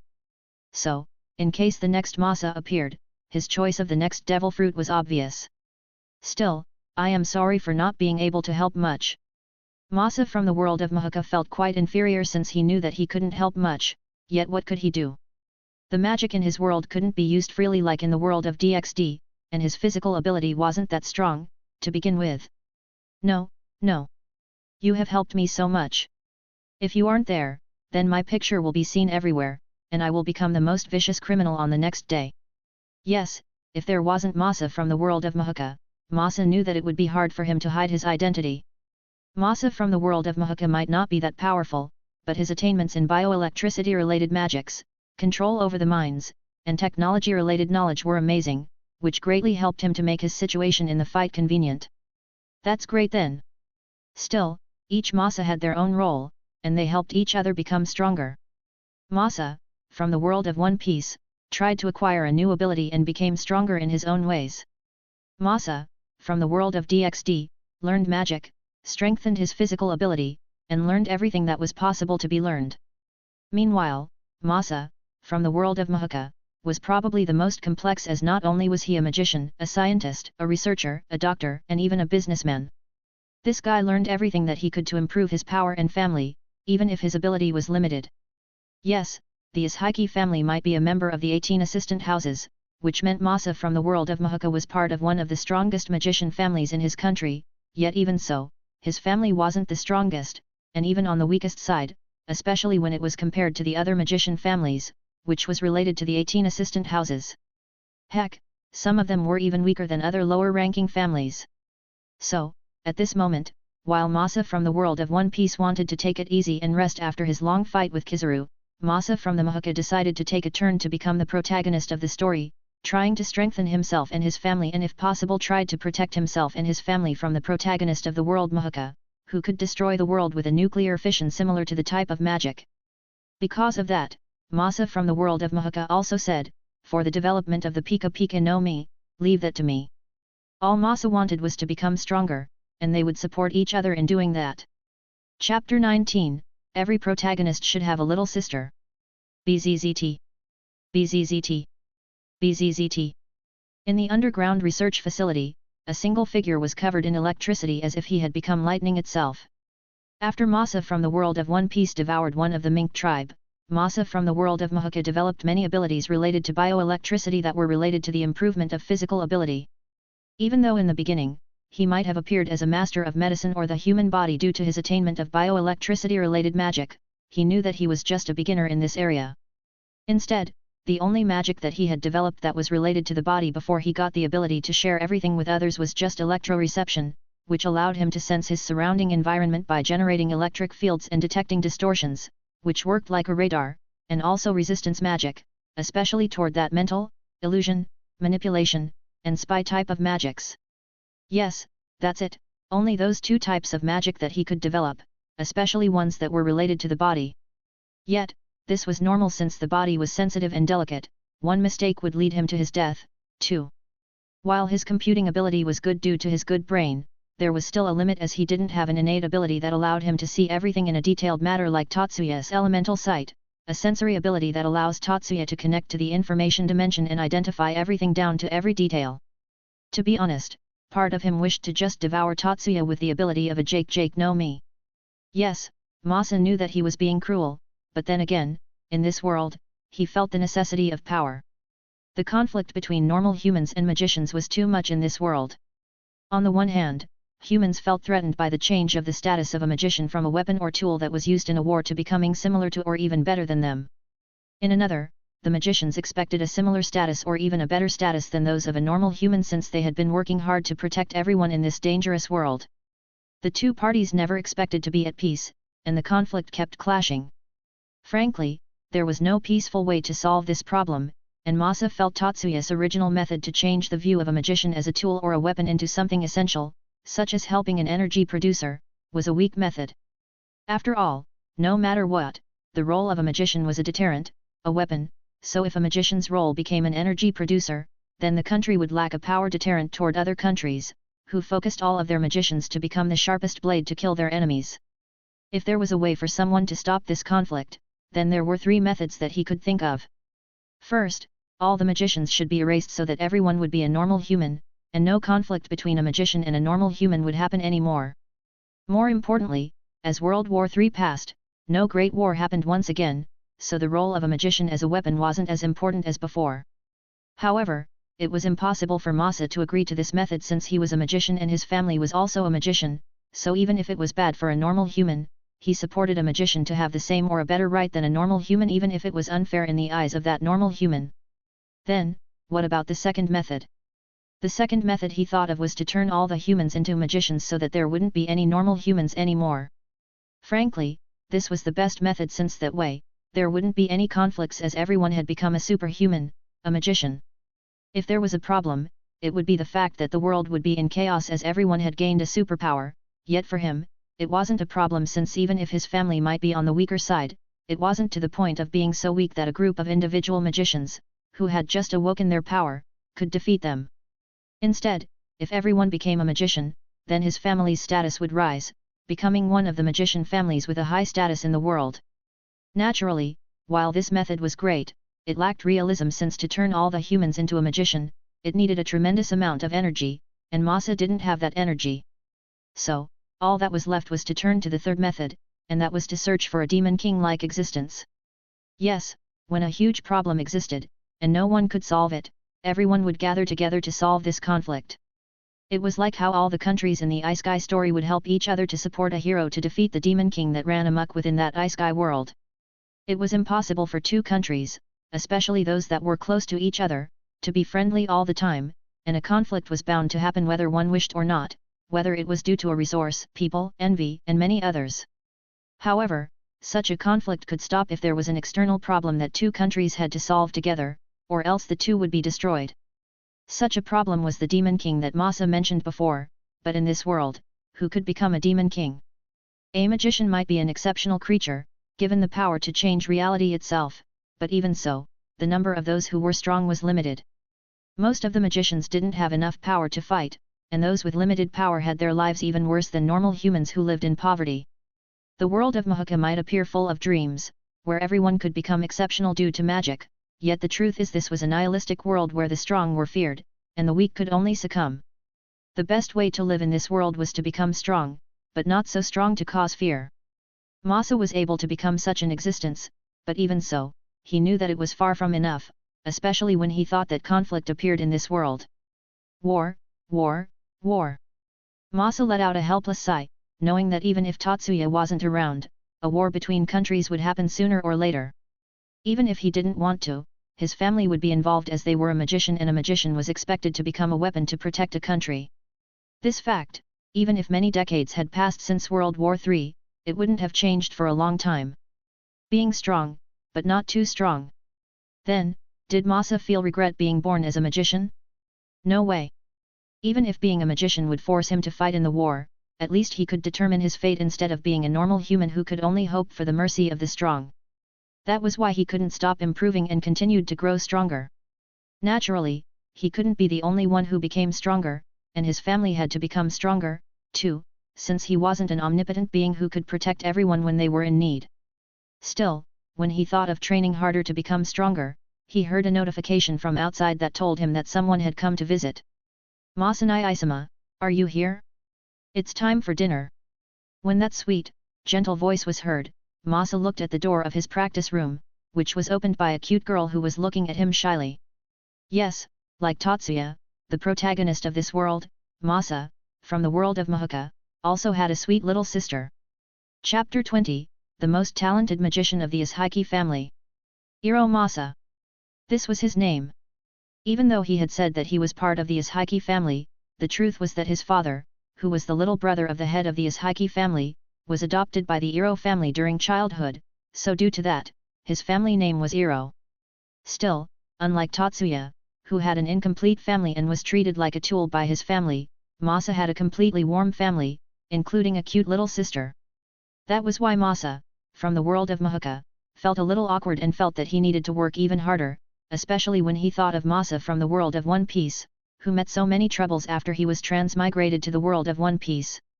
More importantly, while everything was peaceful, Masa knew that it was just the prelude of all the troubles, the calm before the storm. Masanai-isama, hurry up and put on your clothes. Cover your body. Still, his thoughts were interrupted when he heard the shy voice of his little sister. Iro Hiromi. Masa looked at his little sister, a cute girl with long brown hair, which she tied into a single braid reaching to her lower back. Her bangs are split evenly in the middle of her head, which reaches to her neck and frames her face. At that moment, his little sister blushed furiously, watching his upper body, which was completely uncovered, showing his muscles, which had become even more perfect after he shared the physical abilities of Masa from One Piece and DxD. The shape, silhouette, and beauty of his body were simply godly. His body was probably like a real god of war, which brought fear yet intoxication to those who saw his body. Even Hiromi was completely in a daze when she saw her big brother's body. Wasn't her big brother becoming more handsome lately? Not only his skin but his appearance, and everything became so much better that she wondered whether he had developed a new magic that could make his appearance better. Yes, Hiromi knew that her big brother was amazing, someone that she was proud of, yet because she knew that he was so exceptional, she was afraid that she would lose him, especially. Masa, are you here? Suddenly, from behind Hiromi, another beautiful girl with long blonde hair and purple eyes also appeared. She seemed to be about the same age as Masa, older than Hiromi, and naturally, due to her similar age to Masa, she could appreciate his charm better. Watching Masa, who was completely topless on his upper body, the girl fell into a daze and couldn't wake up until Hiromi's voice echoed from the training room. Masanai-isama, hurry up and put on your clothes. It was complete chaos. Dash. What's wrong with Hiromi? Did you do something, Masa? Masa's father looked at his daughter in doubt, and he could see Hiromi pouting, showing her annoyance toward his son. Nothing is happening. Masa didn't care much about his body being seen by his cousin and little sister. After all, he was a man, why should he be afraid of his body being seen? Still, in this conservative world, there was no doubt that his action was seen as being shameless. Yes, unlike in the past, which is sometimes called an age of immorality, in today's age, everyone is conservative, whether in their type of clothing or their way in a relationship. In the past, many dressed openly, showing their skin, but now, everyone dresses in a way that covers most of their skin, and they also do sexual acts after they marry.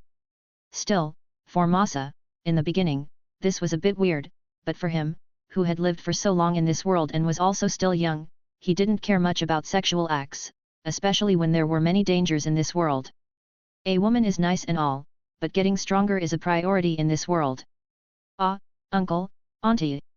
Still, Masa was surprised to see his uncle and auntie, which caused him to look at his little sister, Hiromi, and cousin, Ishiki Eri. Yes, the beautiful blonde-haired girl, who was also a half-foreigner who also happened to be his cousin, was one of the heroines in the world of Mahuka, Ishiki Eri. Unlike him, Eri was the daughter of the current head of the Ishiki family, and naturally, his relationship with Eri was very close, especially when their home was quite close. Probably, their relationship was a so-called childhood sweetheart. Yet, Masa didn't think too much of it since they were cousins, and frankly, he was so popular that he was close with many girls. Masa, is it me, or have you grown taller? Masa's uncle, the head of the Ishiki family, sighed in amazement when he looked at Masa, who had grown. Masa might be in his third year of middle school, but his body was relatively massive as he was about 185 centimeters, and he would probably become even taller in the future. He was not as tall as Masa in One Piece and probably within the normal height of a foreigner, but in this country, there was no doubt that he was on the taller side. Moreover, his figure wasn't a bloated muscle but slimmer and compact, which was within the line of beauty and taste of everyone. I am still in my growing period, after all. I am a bit jealous, though. Watching his nephew, who had become more handsome and grown up, the head of the Ishiki family sighed, feeling a bit jealous of his little brother, who had such an exceptional son. His 2 children were good, but that's it, they weren't exceptional, which was different from Masa. Yes, Masa was exceptional in the eyes of many, especially when he had helped the Ishiki family to grow in the field of cybersecurity. The Ishiki family had been famous for their bioelectricity-related magic, but it was only Masa who thought of developing this bioelectricity for cybersecurity. Rather, when this family entered the cybersecurity field, all of them were like fish that had entered the water. Being able to manipulate bioelectricity gave them a huge advantage over cyber-related fields as they easily hacked practically any electronic device and bypassed typical electronic security measures. Yes, due to Masa, all the Ishiki family became experts in the cyber field as the new magic he developed made them able to practically manipulate an electrical device. Due to this, their status among the magician family became even higher, and their position within the country became even more important as they were trusted with many secrets, considering their expertise. If one wanted to keep their secret or protect something, one should search for the Ishiki family. This probably had become an open secret among people with high status in this country, which gave their family wealth and influence within the country as governments, the military, businessmen, and many others often relied on their service. At the same time, if they wanted information, they also had to search for the Ishiki family, yet this was a secret, and no one except for the family knew, since if the world knew that they could get any information they wished through their hacking magics, they might be targeted. Still, when he looked at his daughter's expression toward Masa, he let out a helpless sigh inwardly. Yet, the head of the Ishiki family didn't stop his daughter's feelings. Instead, he probably supported it since he knew well Masa's DNA was the best of the best, and at the same time, he also expected Masa to develop a new type of magic to make their family stronger. Moreover, Masa was the strongest magician in their family, and naturally, as a magician, it was normal to respect the strongest, since the stronger he was, the better it was for the family. Or rather, as the masterpiece of the Ishiki family, everyone respected Masa the most and expected him to lead their family. That was why there was no way he would let other magician families take advantage of him, and this thought was shared by every member of the Ishiki family, whether they were part of the main family, branches, or those who joined another family. Or rather, everyone imagined that he would be the one who would lead the magician in this country. Yes, only him. At this moment, when everyone looked at him, their eyes were filled with an obsession, thinking that he was the best of the best. By the way, have you developed a new magic? He asked this with a joking tone, but Masa said, yes, I did. Thanks for listening.